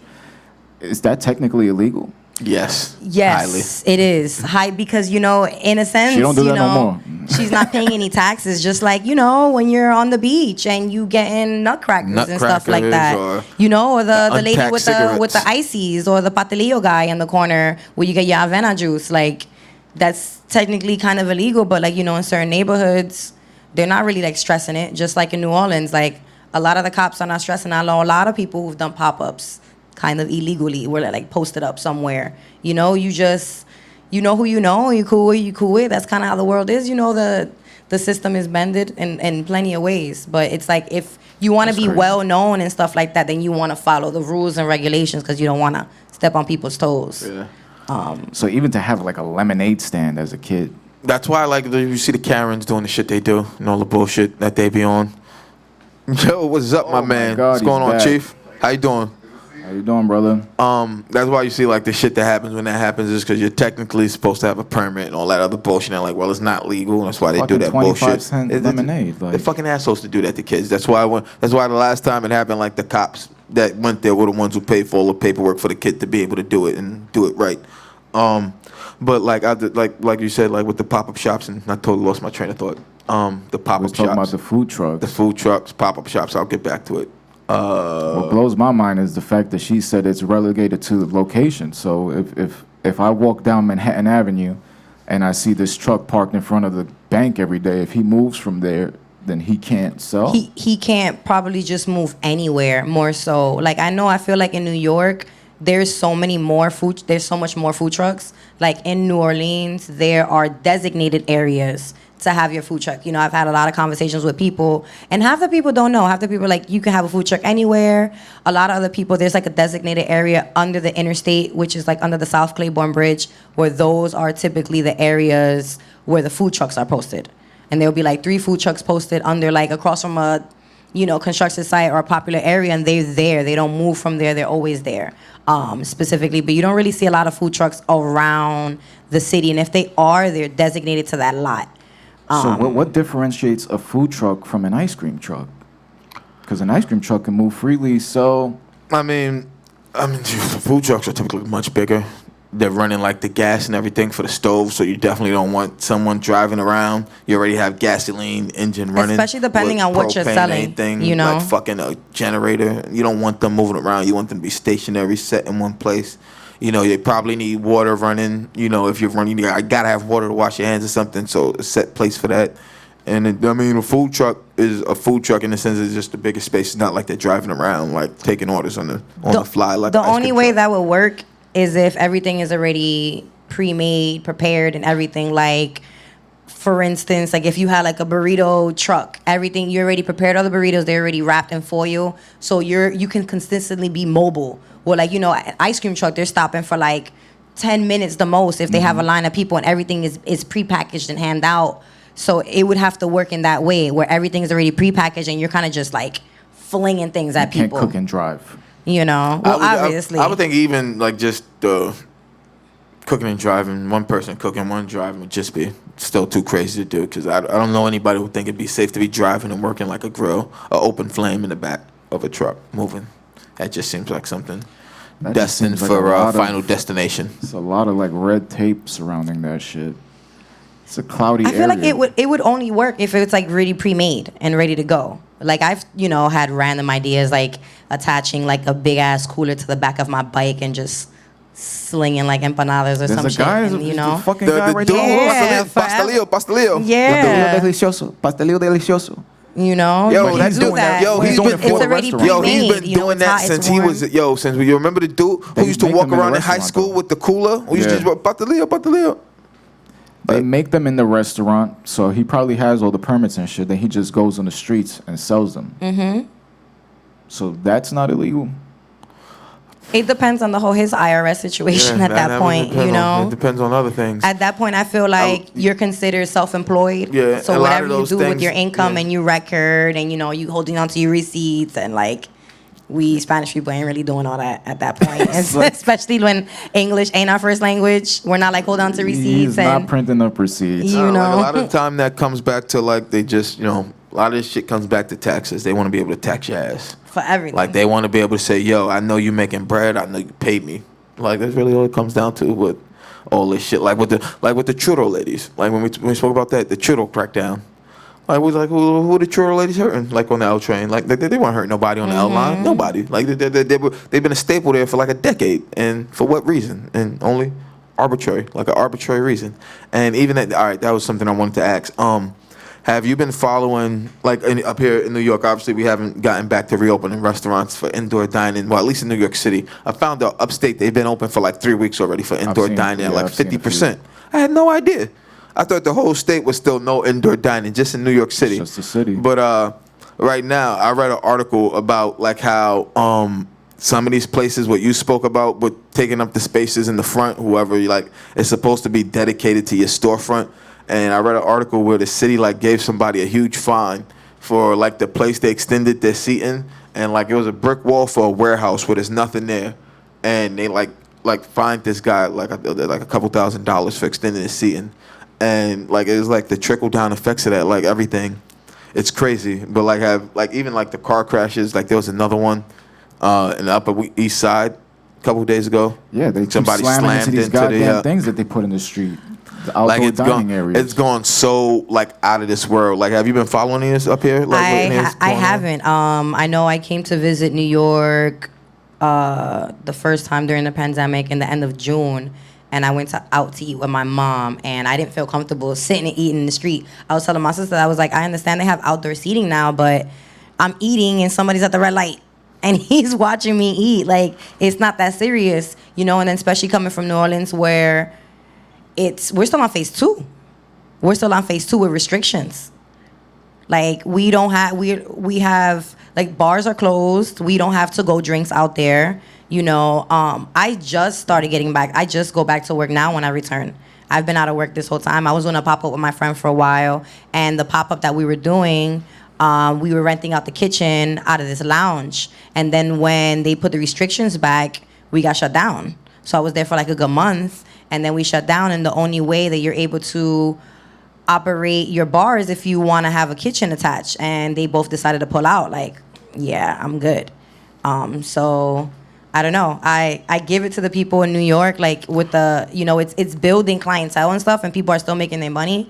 But I don't think it's that serious. I don't like. I see somebody like Lee's, the new spot where they renovated Mr. Lee's into. Yeah. I see that, like, and I would not want to eat there, bro. Like, I don't want to eat underneath the M train.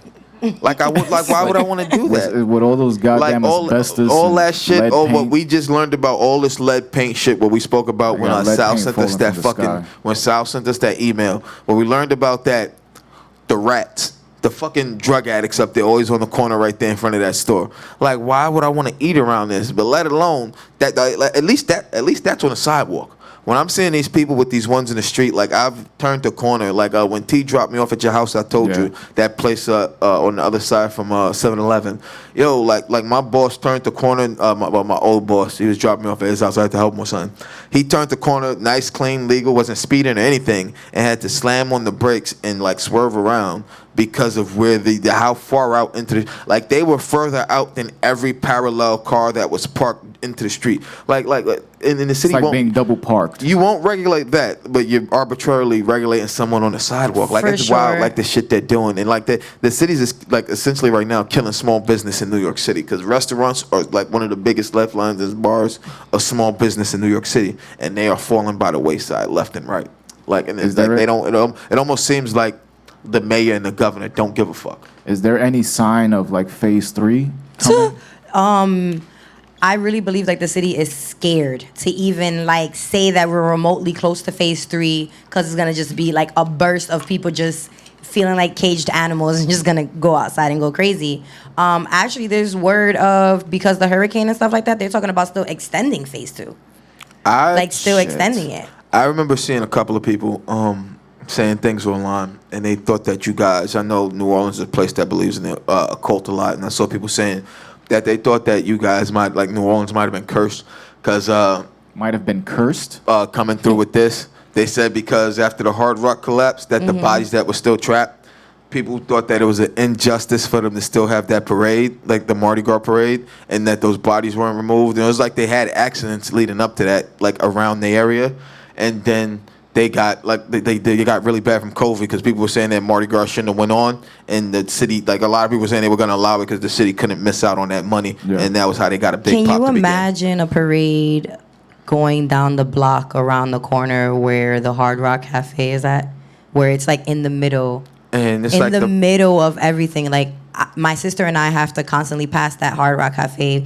because the streetcar that we take from our house, the last stop is like right there, and then we have to walk around. So it's like we have to constantly pass that. And me living in this city, I'm like, it breaks my heart. I'm like, how do they still have this here like in the middle? At least the only way you saw ground zeros in those buildings higher up, and even those buildings were empty while they were cleaning out because nobody. There is no way of getting like in there near it, but like I literally pass it constantly. Like the bodies were like exposed. They weren't covered with a tarp. They said like it was exposed. People taking pictures, putting videos up. You know, and which is disgusting. You know, there's a few times like I've walked past and I'm like looking up at it. Nah, they were building. Well, first off, I followed it because I follow a social media personality from New Orleans.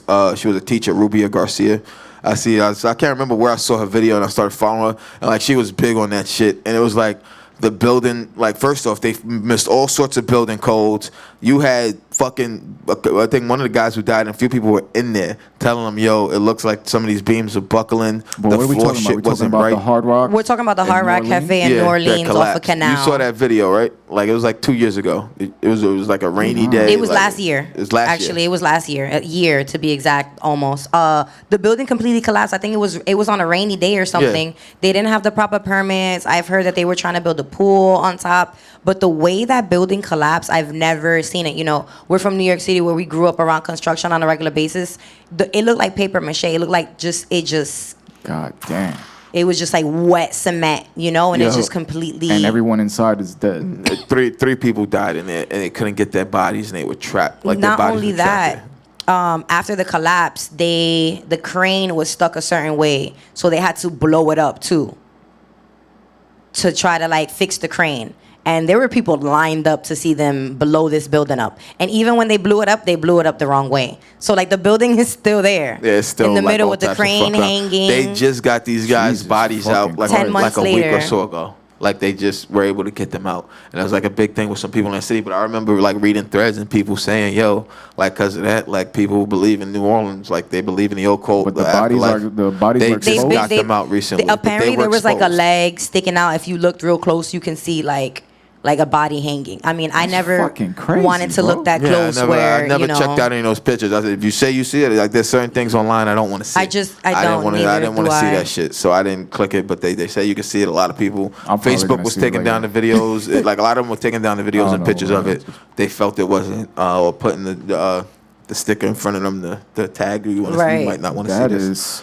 But I remember reading that, and then after and as A that lot of these parade's buildings happening, now, like there were a too, couple of they're weak. accidents leading up to it. People were like, "Yo, don't do this." Here's when it started. So this is the first time that a lot of people heard. You know how many people died by float during Mardi Gras? People were getting ran over by floats. People were falling off the floats. Like it was the first time in many years where it's like so many people died by getting hit by a float or falling off a float in reference to that. So it has that. What happened there was built off that same, not superstition, but like in reference to like, you know, the Hard Rock Cafe with everything that was going on. And then following that, we're in an ultra pandemic and they're saying, you know, the cause of it was because of Mardi Gras and, you know, every single story that you could think of or whatever the case So what may is be. it? It's like the Sodom and Gomorrah curse. Like this is one of the most sexual, explicit places in the United States. So It damn near is. I call it like a mini Sin City. It gets crazy. It gets crazy, yeah. Even just living there and hearing stories of people's lives and how people just live their life on a day to day is just a very free city. Free flowing. Yeah, in every aspect. You know, so you know. You flash for beads?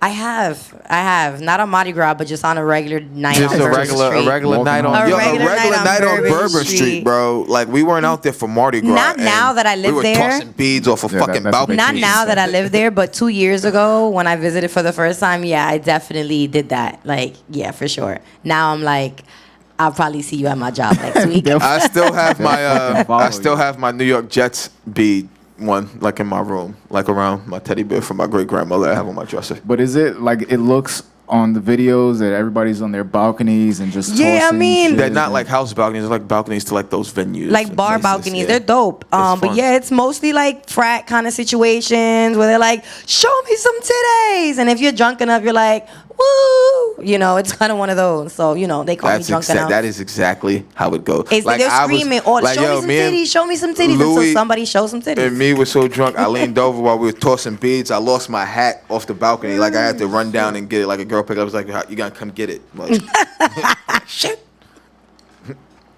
That's fucking hilarious, bro. Yeah, but we had a. Like, I've never been, man. That was a like. If there's one city I want to go back to the party, and I had a blast there, bro. I'll go for a weekend though. A weekend, I feel like it's perfect. A weekend, like no more than that, you're gonna a weekend more than that, you're gonna hurt your liver.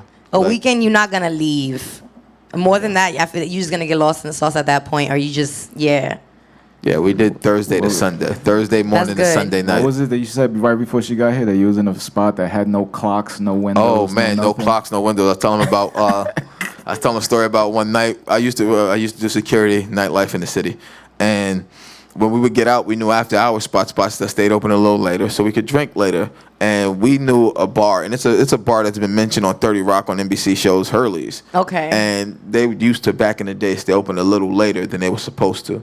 Like on some industry night situation? Yeah, like on Friday, Saturday nights, if you I feel like I've heard. I'm starting to hear about this. And it bugs me out because I've never heard about this when I was living in New York. I'm like, how? We used to, it was like you were a bartender, server somewhere in that area. You knew the bartenders. I was not living Lorraine in New York. I wasn't. And we would be out there drinking till like 6 a.m. there. And most of us go home one night, like I already didn't work the next couple of days. My boy, who got off a little later, came with the girl he was seeing at the time, and they were going to another spot, a little like on 33rd Street.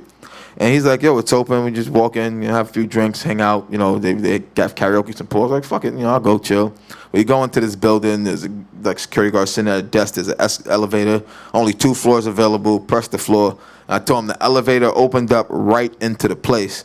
And like we were there. And I thought I was there maybe 2.5 hours. We walk out. People on the street. It's like 10:30 in the fucking morning. I was like, holy, That's like holy man. It's shit. like being in a casino, man. I was like, yo, I told him no windows, no clocks, nothing. Just these like the neon lights, the That's drapes and everything. And it crazy. was like, but we had such a fun time, man. But there was one time, I didn't even say this. We were at the spot. I told you it's two floors. There's another spot up on the top floor. There's a 24-hour pool spot. I remember one time we were in there and they got raided. Pool or billiards? Pool. Oh. And they got raided. Like, not raided. While you were there? Not raided, but the boys came in there like trying to demand everybody's IDs, wanted to know if they were serving liquor because it was after hours. Like, but they saw the boys coming up, so they made everybody torch their drinks and everything. What is the time that you're supposed to stop serving liquor? 4 a.m. So from 4 in to, New York to City noon? to 4 to noon, 4 to something. I know Sundays is definitely 4 a.m. No liquor at all. You can't sell liquor or anything in New York City from 4 to noon. But I believe most bars are supposed to close at 4 a.m. Like a corner store can still sell it. Liquor It's the to same you, in but New bars are Orleans? supposed to close at 4. There's no time to not sell liquor. I can walk up to Walgreens at 7 a.m. when they open and come out with 2 box wine and live my life. Word, or I can walk into that same Walgreens and grab that bottle of Bombay that's sitting up there at 7 in the morning, and they're gonna tell me, "Good morning, enjoy that." Maryland's. Like they Yes, sell if there's liquor no time. Yo, bro, they sell liquor everywhere. Like Everywhere. And nigga, corner store is Yeah, a liquor store. it is. Like it's not with us. It's we probably gotta more go to liquor the than bodega. anything else. We gotta go to this spot. We gotta go there. Like nah, bro. Every is a one-stop shop, mainly liquor and booze. Yeah, liquor, booze, grabbing a sandwich. I'm getting just everything I need all in Close to the that. Bourbon Street, more fucking touristy shit like souvenirs, but More I drunk feel like people. every single store I walked into sold booze. I have a cooking question. If you were to go, let's say, on like a Hell's Kitchen or something like that, the first thing that Chef Ramsay does is he makes people cook their signature dish. What would your signature dish be? Why? I knew he was gonna ask me that. I'm gonna keep it classic. I make a very good curry chicken, and I do, and I've mastered that, and I've been making that since I was 19. Yeah. Yeah, I do. I do. I'm gonna stick to that. I'm gonna go with that, and it would be, I'd spruce it up a little bit. It wouldn't be your basic, curry chicken, but one thing I feel like that sets me aside is I use white pepper, which a lot of people don't. Like, can you explain the difference between white pepper and black pepper I to didn't me? know there please? was white It's pepper. like Yes, there is. I've seen it like fucking. it's like a premature black pepper, basically. Does it taste different? Does It does. It's not as assertive. It kind of lingers. I don't know if you remember when I made that food for y'all In the house? last week. Yeah, That and was there white was like pepper? I put white pepper in there, and there was like a prominent heat that kept lingering towards the end of it. Bro, I was bragging about that shit to everybody for the next couple days. bro. And I feel like it I wasn't enhances jealous or it. anything. It enhances a lot of the things. So when I first started making curry chicken, I was taught with black pepper, just regular way. And then over time, I started adding more things to it. I started making it more me, like more Caribbean. So I started adding, now I have cilantro in there and I'm putting bay leaf. And I switched over from using the black pepper to the white pepper because black pepper, like I said, is so assertive. Like you smell it, you taste it, you sneeze, like it kills you. But the white pepper is so much more smoother and it kind of just leaves like a long lasting flavor with it.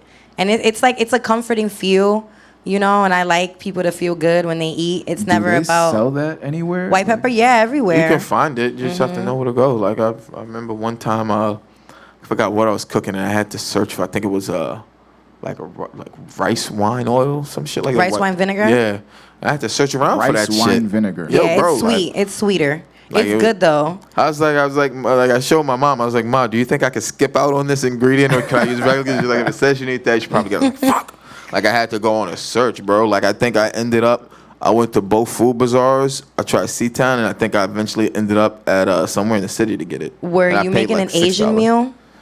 I can't remember what I was making that time. They're but usually yeah, incorporated more in It was Asian meals, the something rice wine vinegar.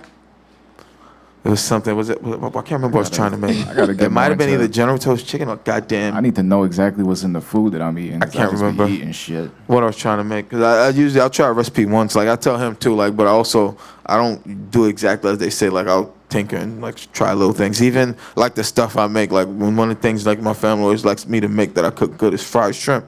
I tell them all the time. I don't use the same recipe every time. I change seasonings. I change You what I put in should the like batters. start keeping it consistent though. Like figure out that that niche or whatever, that right perfect one, like make it a few times and then make sure you're tasting it and trying it out every time. Like sometimes I do the same thing, but it's like my sister's like my best critic, and she'll tell me like, this doesn't taste like how you did last time. You did something different. My sister tells me that a lot. I thought I was my worst critic. My sister criticizes my cooking a lot. I won't say she criticizes my sister. Everybody likes my cooking in my house, but she tells me when it doesn't taste the same as it did last time. Like you changed something. I was like, I did. And she's like, and it's just like it's good, but not as good. You want to be I ain't consistent, like it. especially if you want to, like for me at least, I'm creating recipes and stuff like that. I have to stick to the same one. So, she's always with me in the kitchen, like my little sous chef, and help me out doing everything. So when I finally got that recipe and we're sitting there and we're eating it, I have my notepad with me, which I carry with me everywhere all the time. She'll be like, that's the one. I'm like, all right, let me write down what I put in there down to the T. Like, I try to remember measurements. I don't want to do it like always grandma style. Where I'm just like, throw a little bit of this and a little bit of that. And a sprinkle here, a smidgen. It smells good. Smells like the last time, so we all right. I can't do that, especially, if my goal is eventually to do a cookbook. Like when my cousin asked me to tell her my grandmother's cheesecake recipe, I was the only one in all of my grandmother's grandkids that kid to try to like learn it to make it how she did when I was young. I'm the only one who could make it like her. And like when my cousin called me and asked me for it, I was like, it's kind of tough to explain. Grandma didn't use exact measurements. She just used her heart and soul. Yeah, it's hard to try to remember your grandparents' recipe. Like even me, like besides my father teaching me how to cook and stuff like that, traditional like Puerto Rican food, like arroz con gandule, which is our rice and peas, and just a whole bunch of other things. I learned a lot from my grandmother, but my dad taught me. My grandmother, I just watched her. So it's like now when I'm home and I have my own creative space, I'm like, oh, what was it? Yeah. Like I remember she put all this, but the measurements, and for me, I've been learning how to make arepas, which is, like fried dough or whatever. And I've been stuffing them, using them to make my empanada dough. So I've been like messing with the dough a few times, trying to find it. Like you can stuff them with cheese, right? Like arepas. Yeah. I feel like I've had those with Vela. He loves you can them. Yeah, you can stuff it with multiple things. So that's what I'm trying to do now is like make my own like empanadas or pastelillos like from scratch. So that's what I've been doing now, and it's just like you remember, like for me, remembering my grandmother's details without wanting to pick up the phone and call her because I'm stubborn too. I'm like, I got this. I'm gonna make this. And the moment you have that first bite, like, yeah, I remember this from childhood. That's the one right there. It's it. We got it. We did this by ourselves. Yeah, man. Like So, any advice you would give to an aspiring chef? Yeah, don't lose the love for it at all. As many hard nights and as many burns as many times you feel like you kind of want to give up and do something else, like don't lose the love for it. They say, I've had a lot of chefs tell me once I start cooking professionally, I'm not going to enjoy it anymore. Like just don't do it. I've had plenty of people tell me, find another career. Don't do it. But then again, it's harder for females. They make it seem like they put a strain on us saying that females belong in the kitchen, but then when you enter that culinary world, it's a boys' club. You don't see females, so it's like don't get discouraged because you feel like you're the only one. Because I've been the only one of a lot like adversity. Like in New York, most of the times Mexicans dominate the kitchen. It don't matter what cuisine, Mexicans dominate the kitchen. So I still, not only do I feel out of place because I'm the only female, I feel out of place because certain cultures you can't relate to, or if they're living in the Bronx and you from Brooklyn, they still like So it's like, yeah, don't lose the love for it. Don't get discouraged from those little things because you'll find your pocket where it's like, I belong here. It takes a while, but you'll find it. I have. Listen, we want to thank you for joining us today on Good Morning Bushwick. Give the people your Instagram, any way they can contact you. Yeah, so Instagram works best. Little Macchiato, LIL_Macchiato. MACCHIATO, I believe. And we're looking forward to the cookbook. When you do the cookbook, you're going to have to come back on the show. Oh, yeah, I'm looking for sure. I'm looking forward to an invite to one of them cook nights, because when he called me after the fact, I was real offended. Like the only reason I really couldn't be offended is because I wasn't in the city at the time. When he called me, like, yo, this shit was good. Like, yo, I was licking my plate. Like, I was licking the sauce off the spoon. Like, I made a dope fish stew. That's another one thing that I've been working on. It's like a coconut tomato based soup with just different varieties of fish. And like, he's never, the only time he ever called me about food, and he didn't even call me. He told me about it the next next day after the fact was the first time you went to the Gukaku, whatever. Gukaku, yeah. Yeah, the place with the grill. Japanese spot? Yeah. That was the only other time he ever spoke to me about food. He's like, yo, we gotta bring it on. Yo, you gotta taste this food. Like, I'm like, yo, dog. Like, not only am I high, and now you're calling me about fucking food. Like, now I figure out what I'm eat here, and I don't get to taste the food. So thank you. God. I'll be back. I've been frequently visiting New York at least once every month or 6 weeks, give or take, for personal reasons. But yeah, so like definitely when I be back, I'll do another dinner. That's what I'm trying to work on more so now, is being able to cook larger meals in reference to, like, you know, serving 12 people, where that's the next step. I want to be able to do like private dinners Private and stuff dinners like that, and stuff you know? like catered. Like I keep, that's one thing I keep seeing on Instagram a lot of people are doing, like, because everything's closed down. And people now are like, yo, let's rent a big Airbnb now, yeah. and let's get a private chef to come Literally cook us VIP a chef. spread. It's more intimate that way. Yeah. I had a friend of mine in New Orleans, a firefighter friend. It was his anniversary, and he asked me to come. So he wanted a private dinner. It was kind of last minute, so I was like, listen, I'm gonna need you to be a little bit more professional than this. But you know, I still owe him a dinner. But that gave me the idea where I have the space in my home, where I have a backyard, and I have all this space where I'm just gonna start doing that when I get back home. Like fixing up the yard and getting a projector screen and having like dinner movie night. That's kind of like my next thing that I want to do, a little project that I'm gonna work on. New Orleans, bro. Yeah. Yeah, man. I've said if there's any city I definitely plan to go back to, because I haven't traveled much since. I've only been a couple places. I plan to go like to New Orleans to like party again. Like I've told everyone there. Like I told all my friends after. The only friend who knew how fun New Orleans was, and he wanted to go a few years ago, but I didn't have the funds to go, and he didn't even go either. He went to try to go like a few months after I went. Was my boy Eddie, and he's like, yo, it's a fun party town. I'm telling everybody, yo, that is the funnest party town I've been to. Like you guys won't have that much fun anywhere. I was like, take the funnest night we've ever had anywhere and times it by 10. Listen, I'm here for, even if I can set up something in my house on a weekend. Like, you know, the best time to visit New Orleans, I tell a lot of people, is that mid-October towards March. Like that, the weather is great. It's not too hot, but you can still enjoy the heat. At night, it cools down. Where if it cools down too much, you're just going to get really drunk at this point. You know what I'm saying? And yeah, it's been a good transitional state for me, like leaving New York and needing the creative space to kind of branch off and do my own thing. New Orleans has definitely gave that to me. So, you know. So I'm pretty sure when we actually do go out there, we're going to take some equipment, do a little podcast, little video. Man. Make the shit happen. I'm for it, man. Let's road trip. It's not like I've been saying all year, man. It's not like I go back to work till January. So You're right about that. Plan it. We want to thank everyone for tuning in, of course, to this edition of Good Morning Bushwick on 30days2rock.us. You guys see it on the screen right there. Click that donate button on 30days2rock.us if you want to support the initiative, get First Live paid, get these artists paid, get everybody paid. Get everyone paid, man. Get everyone involved with this initiative. You can also get all the shows that were on the lineup for 30 Days to Rock that ran all last month through July. You can still get the shows while they were up till August 31st. I don't know what time that'll be. I guess it'll be time by the internet. I guess 11:59, whatever. Once it turns to September 1st. Once the night's over, I guess the internet will do what the internet does there and bring them down, man. So go check them out, man. Go check out all the great acts. We've had a couple of them on the show. You can see some of our live episodes we had previously. Also, don't forget to hit that donate button, man, because it's not just about us, not just about me and him on air. It's about everyone involved who was here for 30 Days to Rock and who you guys got to see and appreciate. And once again, thank you for coming on and having this amazing conversation with us. That's a live hand clap. Yeah, man. I think that warrants a live hand clap. Thank you. And, you know, you can get everything Bud and Roach related over at budandroach.com. And you can follow us at Bud and Roach on Instagram. Because we do the fucking yerp.